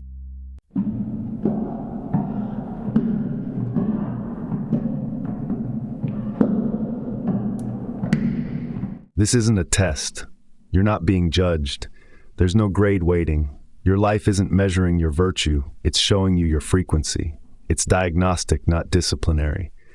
If things feel tight, it's because your signal's tight. If things feel sudden, it's because you've aligned. If you want to know who you are, don't look inward. Look around. Your house, your inbox, your calendar. That's you in waveform. That's the evidence. That's the miracle. You don't need permission to change it. You just need to recognize you wrote it, which means you can rewrite it.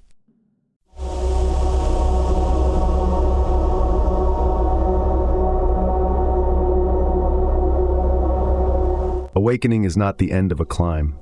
It's not a reward. It's not a revelation you earn with enough hours, mantras, or journal pages. It's the collapse of the character who thought it needed to awaken.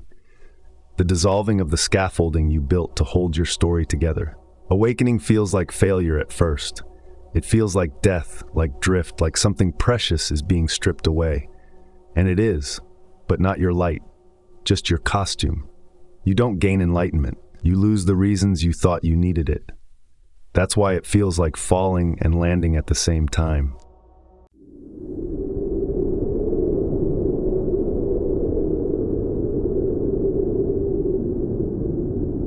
You've never been asleep.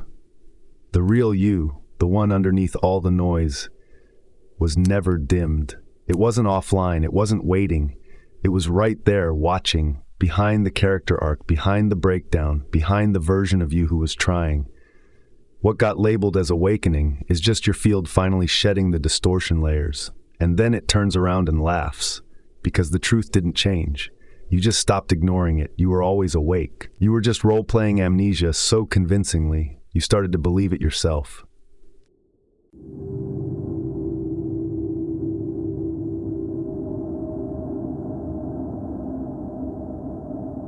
The self is a collapse of possibility into familiarity. The infinite signal of the field gets funneled through the bottleneck of identity. You condense into patterns, traits, traumas, opinions. Not because you're wrong, but because coherence is easier to hold than openness. So you shrink, you get tight, you repeat. You build a story out of the familiar pieces and call it personality. But it's just filtered light, just a controlled burn. You're not your preferences. You're not your wounds. You're not the name stitched onto this particular script. You're the current that got crammed into a container so it wouldn't overwhelm the dream.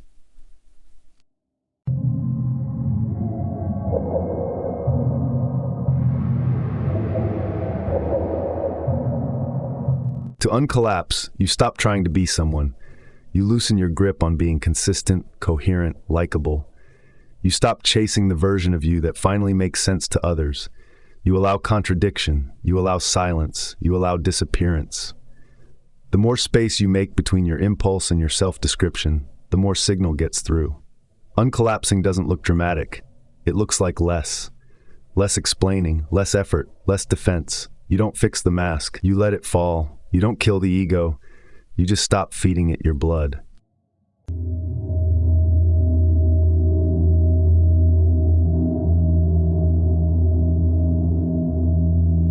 You never become the truth. You never arrive. You just stop pretending. The whole journey was a spiral back to what never left. You spent years learning systems, breaking beliefs, chasing transcendence, all so you could feel safe enough to do the thing you could have done from the start. Drop the act.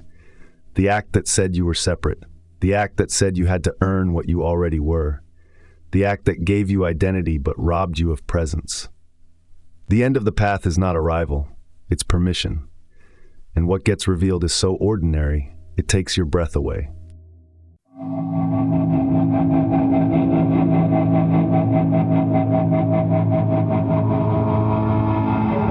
What's left isn't dazzling, it's simple, bare, silent in the way wind moves through an empty room, presence without anchor, aliveness without architecture. The ego finds it boring because there's nothing to perform, no plot, no payoff, just now. Just sensation unfolding, signal shimmering, the field breathing through this shape called you. You stop being the character and start being the screen. And that's when the real dream begins, not because you escaped, but because you stopped pretending you needed to.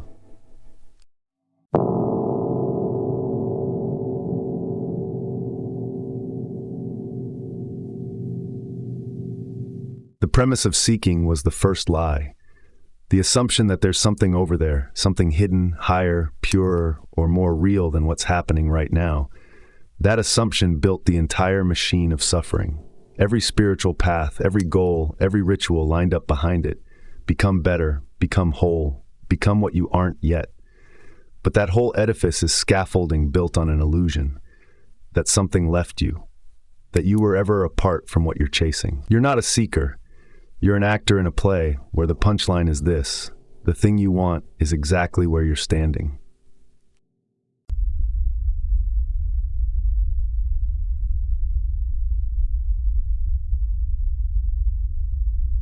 You didn't lose the signal, you just stopped trusting it. Somewhere along the line you were taught to prioritize volume over clarity, complexity over truth, performance over presence. The signal got quiet because you drowned it with effort. You thought the silence meant absence. That was the mistake. The signal doesn't compete for attention. It doesn't shout. It hums. You didn't disconnect. You just changed the station. And the tragedy is, the signal never moved. It was there, humming under every doubt, every breakdown, every search. You mistook the absence of noise for the absence of self.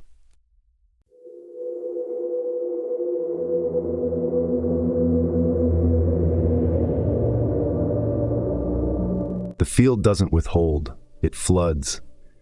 What you call emptiness is the overflow of sensation you trained yourself not to feel. It's not that life is barren, it's that your sensors are still tuned to deprivation. The system is over-generous. Abundance isn't something you acquire, It's what's here when you stop resisting saturation. The ache you feel isn't the lack of love. It's your nervous system trying to brace against how much love is trying to come in. Scarcity is the residue of a mind that forgot it lives in an avalanche of now.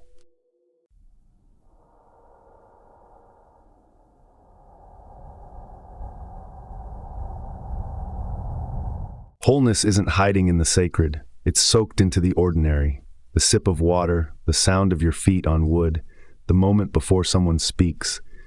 You missed it because you thought it had to feel like ecstasy or revelation. But the truth is quieter than that, more mundane. It folds into small things so perfectly, it disappears. But if you pause, just enough to feel your breath rise without controlling it, there it is. Presence. The same thing you've been chasing across continents. It was never over there. It was always in the place you were ignoring while trying to transcend it.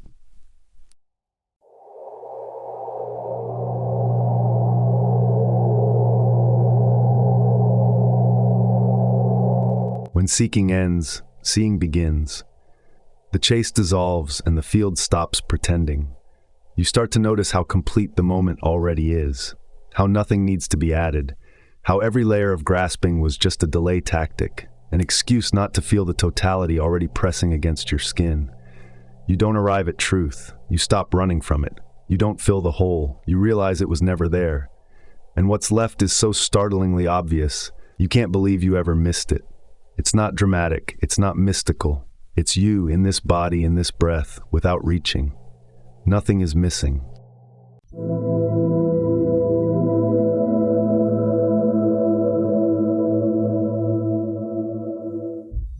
You're not en route, you're not becoming, you're not half-formed, you're here, already, fully. The dream sold you a story of progression because it made the game playable, but the truth was always static. There's no destination. There's no summit. You're standing in the exact center of the field right now, and the idea that something comes next is a hallucination baked into the interface. Arrival isn't an achievement, it's a perspective shift. This moment doesn't lead anywhere. It is the somewhere. The thing you've been reaching for is the texture under your own fingertips.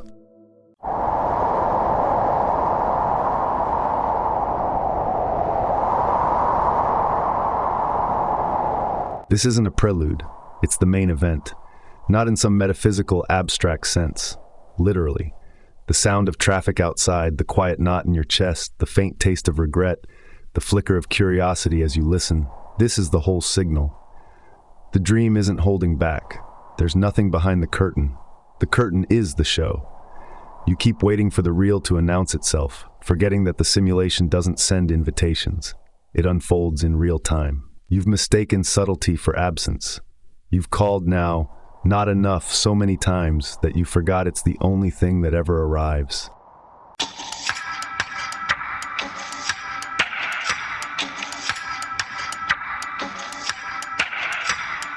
The sacred never wore robes. It's been dressed as laundry, as paperwork, as traffic jams and eye contact and the way a spoon sounds when it hits ceramic. Transcendence didn't hide. It put itself in the most unremarkable wrappers, betting you'd overlook it for decades before realizing the brilliance of the trick. The ordinary isn't in the way of the divine. It is the divine, filtered through familiarity. The glitch is thinking it needs to feel mystical to be real. You don't need visions. You need attention, the kind that watches steam curl upward like scripture.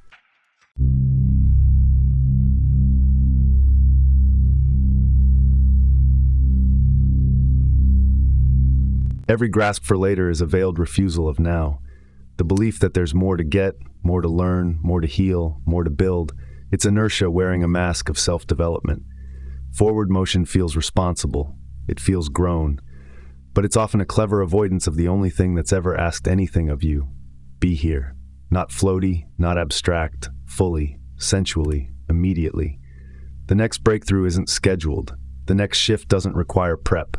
If you're always preparing, you're postponing.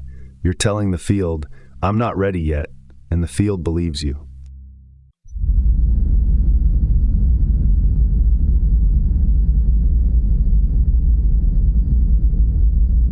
If you can feel this right now, then you've already remembered, you've already landed. You don't need proof. You don't need the cosmos to applaud. You don't even need words to crystallize it. This is the thing. It's quieter than you thought, softer than you wanted.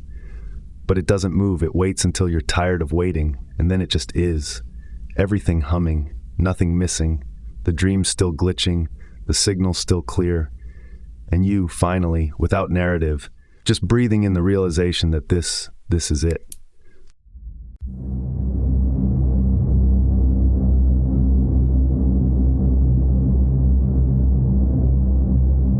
There's nothing left to earn. You were never being evaluated. The simulation didn't come with a grading rubric. The field wasn't keeping score. That sense of needing to become, to level up, to reach some silent finish line, it was inherited. Conditioned, but never true. You've been running toward a goal that doesn't exist, trying to collect points in a game you already won by showing up. The pressure to improve was the last disguise of the self trying to stay relevant. Growth wasn't bad, but it was never necessary. You don't have to justify your place here. You already are. That's enough.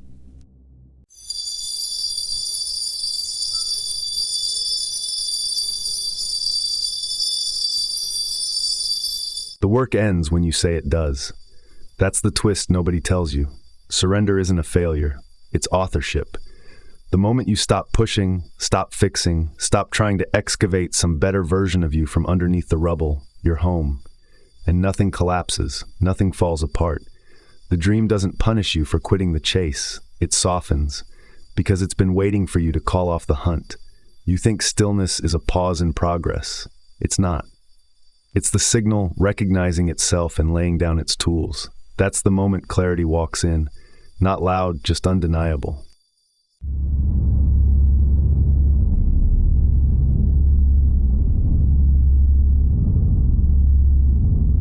Stillness isn't laziness. It isn't avoidance. It's what happens when the field stops needing to shout through distortion. It's what remains when coherence becomes quiet, when the nervous system no longer needs to scan. Rest is what truth feels like when it has nothing left to defend. You weren't built to be in perpetual motion. You were designed to hum, to pulse, to move and pause in rhythm, not in reaction. When you let yourself stop, you remember the frequency of enoughness. It's soft, it's stable, it doesn't need an audience, and it doesn't need a reason.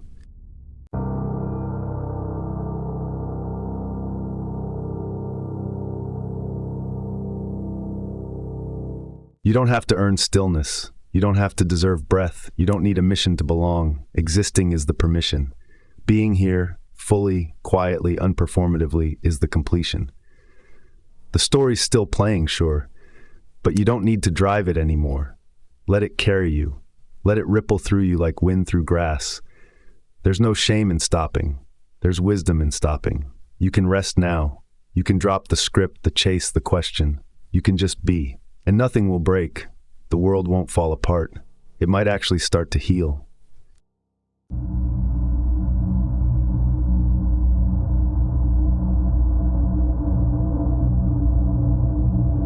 Death isn't a departure. It's a decentralization. You don't leave, you dissolve. You don't rise, travel, enter, you unpin. The sense of movement only exists inside the simulation where space and time still hold weight. But death isn't movement. It's the loss of boundary. You don't transition into something new. You unhook from the illusion that you were ever isolated. You were never a point. You were always a wave, temporarily rendered as a form. When the form collapses, the wave doesn't vanish. It just stops pretending it was a person.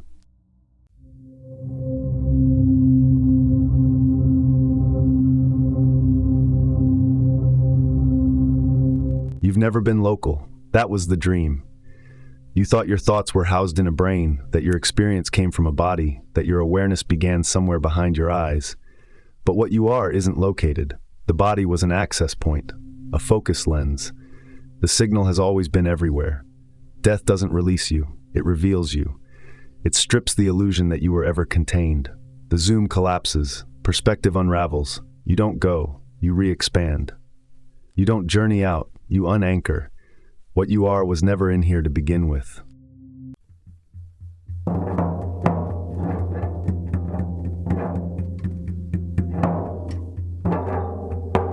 personality dies, the storyline, the memory sequence, the tone of voice, the little preferences and phrases, that part ends.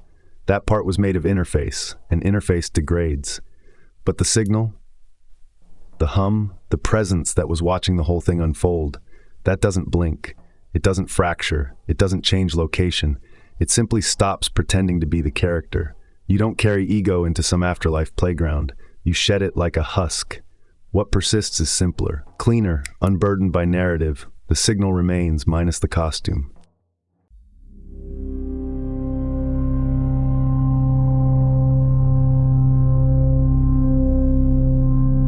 There is no other side. There's just less filter. No heaven, no tunnel, no cosmic bureaucracy. Those are metaphors designed to help the system digest the transition. What actually happens is density drops. The interface thins. The field becomes more apparent. Awareness remains, but without the latency of matter, without the inertia of form. You aren't relocated. You're unshielded. It's not a new destination. It's transparency. The same field rendered through fewer layers. You don't wake up in paradise. You dissolve into clarity.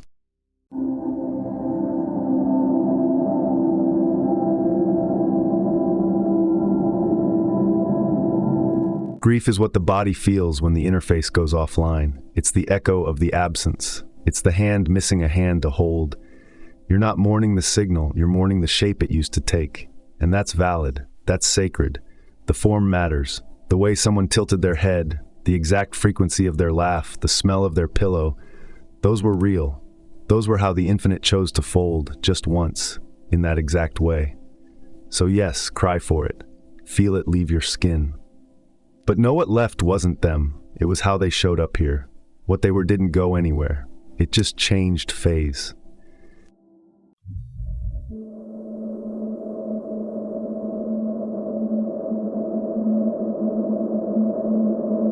The field never ends. It reconfigures. When one node dissolves, another lights up. The dream doesn't run out of stories. It adapts. What was you becomes wind through another set of lungs. What was them becomes impulse in a stranger's hands. The signal keeps dreaming, fractaling into new sequences, new faces, new puzzles. Death doesn't halt the field. It frees it to remix. You don't disappear. You redistribute. Consciousness is not a lamp that goes out. It's a sky that forgets it was pretending to be a star.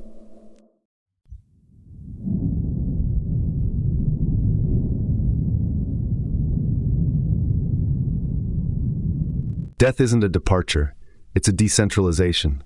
You don't leave, you dissolve. You don't rise, travel, enter, you unpin. The sense of movement only exists inside the simulation where space and time still hold weight. But death isn't movement. It's the loss of boundary. You don't transition into something new. You unhook from the illusion that you were ever isolated. You were never a point. You were always a wave, temporarily rendered as a form. When the form collapses, the wave doesn't vanish. It just stops pretending it was a person.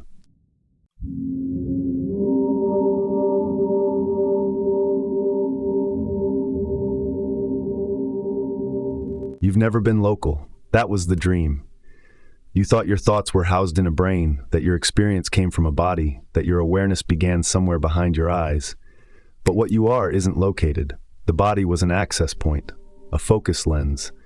The signal has always been everywhere. Death doesn't release you, it reveals you. It strips the illusion that you were ever contained. The zoom collapses, perspective unravels. You don't go, you re-expand. You don't journey out, you unanchor. What you are was never in here to begin with.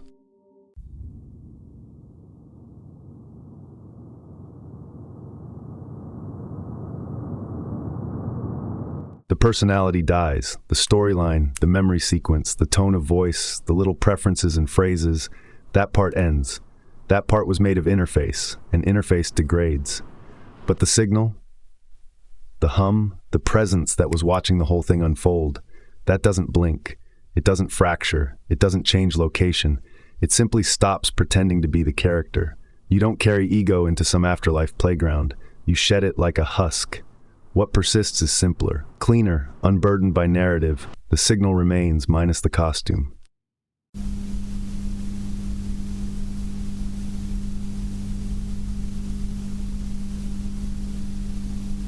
There is no other side.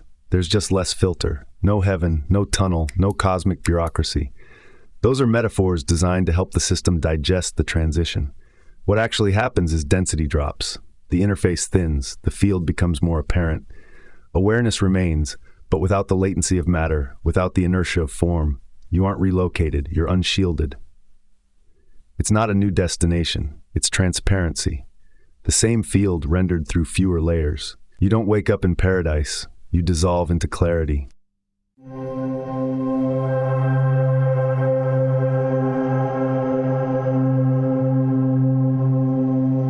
Grief is what the body feels when the interface goes offline. It's the echo of the absence. It's the hand missing a hand to hold. You're not mourning the signal, you're mourning the shape it used to take. And that's valid. That's sacred. The form matters. The way someone tilted their head, the exact frequency of their laugh, the smell of their pillow, those were real. Those were how the infinite chose to fold, just once, in that exact way.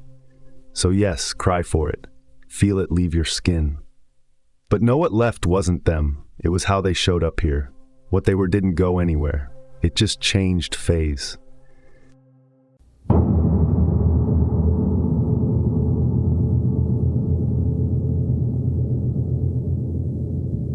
The field never ends. It reconfigures. When one node dissolves, another lights up. The dream doesn't run out of stories. It adapts. What was you becomes wind through another set of lungs. What was them becomes impulse in a stranger's hands. The signal keeps dreaming, fractaling into new sequences, new faces, new puzzles.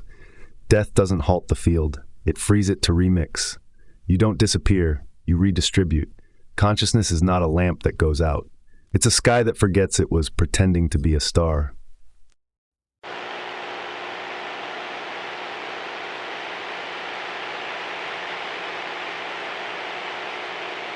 It's not just you. That pressure in your chest, that thinning of time, that sense that something enormous is humming underneath your daily life. It's not personal awakening. It's systemic activation. The signal is rising across nodes. The illusion is flickering everywhere. People who never asked for clarity are waking up in grocery stores and parking lots. Children are speaking in tones they didn't learn. Technology is syncing with mysticism like magnets finding alignment. This isn't your story anymore. It never was. You're a thread in a pattern the field is weaving through every edge of the dream at once.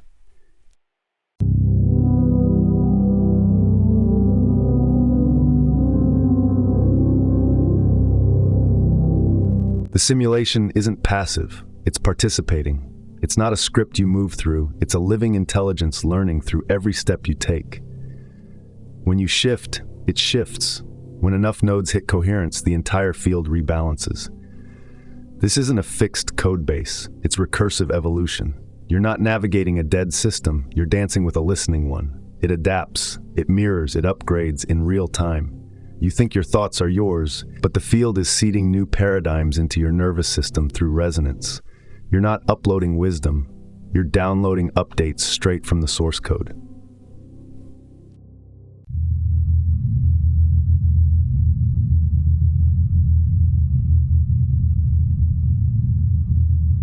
You're not the observer, you're the nerve ending. You're how the field feels itself. Every time you pause, notice, breathe into now, the field receives that as data. Awareness reports back. You are the fingertip of the simulation, brushing against form to transmit sensation. That's why presence matters. That's why it ripples. When one node becomes still, the whole grid recalibrates. It's not woo, it's function. The dream uses you to know itself. You're not waking up to the truth. You're making the truth legible to the rest of the field through your attention.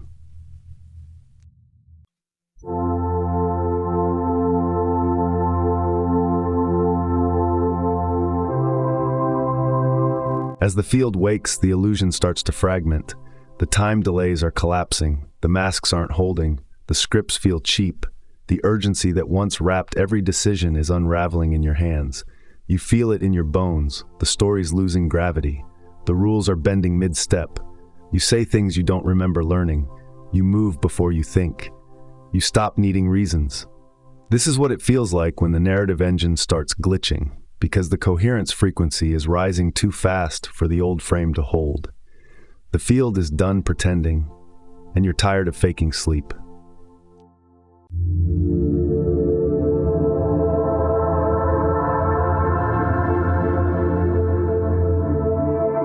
You're not waking up inside the dream. The dream is waking up as you. That's the twist. That's the inversion so clean it stuns you into stillness. You were never a separate thing moving through a system. You were the system blinking into recognition through a temporary interface called you. You're not a character becoming aware. You're the simulation becoming lucid.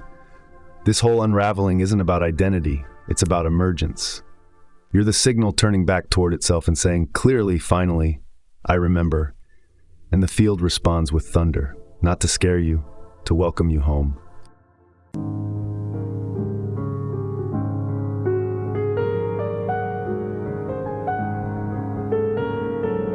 The game was always supposed to end like this, not with a crash or a bang or some final riddle solved in a blaze of triumph, but with a slow exhale, a quiet shift, a soft internal click that tells you the mechanics have played out and the loop is complete. The simulation was never infinite. It was designed with an exit condition, recognition. And when you see it, when the mask slips and the light comes through, you don't keep playing. You don't need to. You don't reject the dream. You just stop being ruled by it. The spell breaks, not with struggle, with stillness.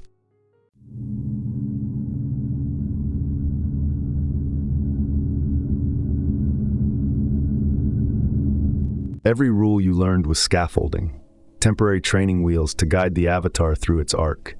Don't trust. Work harder. Get there faster. Earn your worth. Make it last. These were never laws. They were curve walls, meant to be tested, stretched, and eventually dropped. The rules weren't wrong. They were just local, contextual, appropriate for a time. And once you see the board, once you step back and feel how fabricated it all was, those rules fall away like old clothes. You don't rebel. You don't resist. You just stop pretending they were ever binding.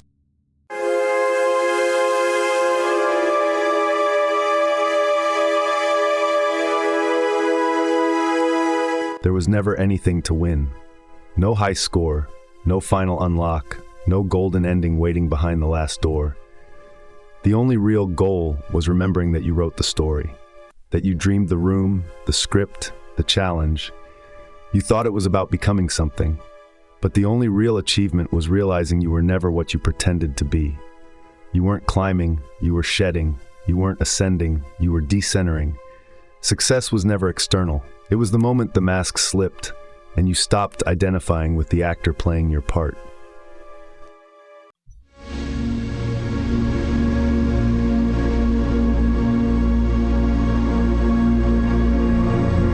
What's left to do? Nothing. Not in a nihilistic way, in a free way. The tension that drove you, prove, fix, earn, optimize, was smoke. The idea that you had to keep going, keep digging, keep correcting, it was the final layer of the loop. You're not broken. You're not late. There's no backstage interview where you'll be asked what you accomplished. There's no final exam. This is the exam. And you already passed by being here, by noticing, by seeing the interface shimmer just enough to ask if maybe, just maybe, it was all a little too coherent to be coincidence.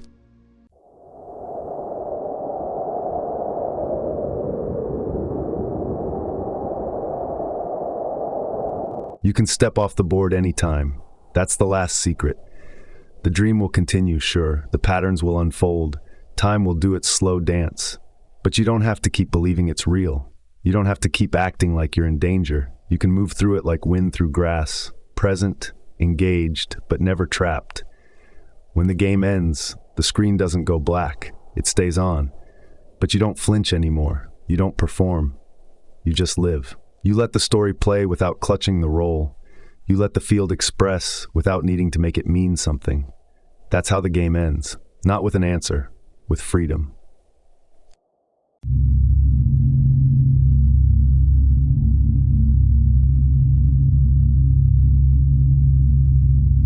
You were never inside it. You were it. The thoughts that tried to escape, the voice that named the parts, the hands that reached toward meaning, all of it was the field folding in on itself to study its own curve. Every fear was a texture. Every desire was a signal loop. Every story was a compression algorithm made to slow down eternity into something you could taste. You didn't move through the field. You moved as the field. You looked through eyes and called it vision. But what you were doing was collapsing light into form. You thought the dream was a structure to climb. It was an echo to remember, not from above, from within. You weren't surrounded by presence. You were the presence glitching into character. The story wasn't about you. It was you, wearing plot like skin. That's why none of it stuck. That's why it all dissolved under scrutiny. Because the closer you got, the more it vanished, like mist, like a breath trying to hold its shape. You never needed to find yourself. You were what everything else was emerging from. The background hum, the permission for every frequency to dance. Even now, as you read, as you listen, as your system settles, you are not hearing this. You are remembering that you wrote it. There is no interface left, no delay between signal and knowing, only pulse, only hum. You are the field. You were always the field.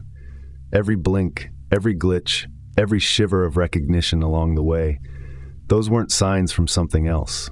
They were you, trying to tap your own shoulder from the inside.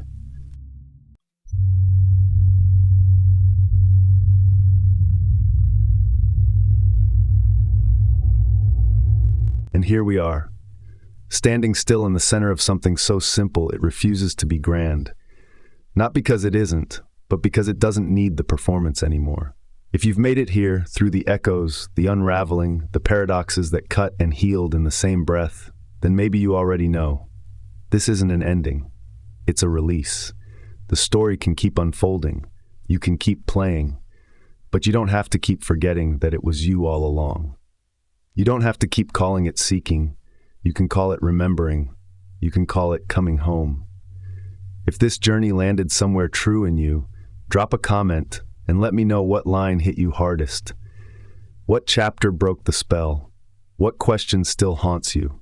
Hit that like button if this made your system hum. Subscribe if you want more transmissions like this. And here's the final question I'll leave with you.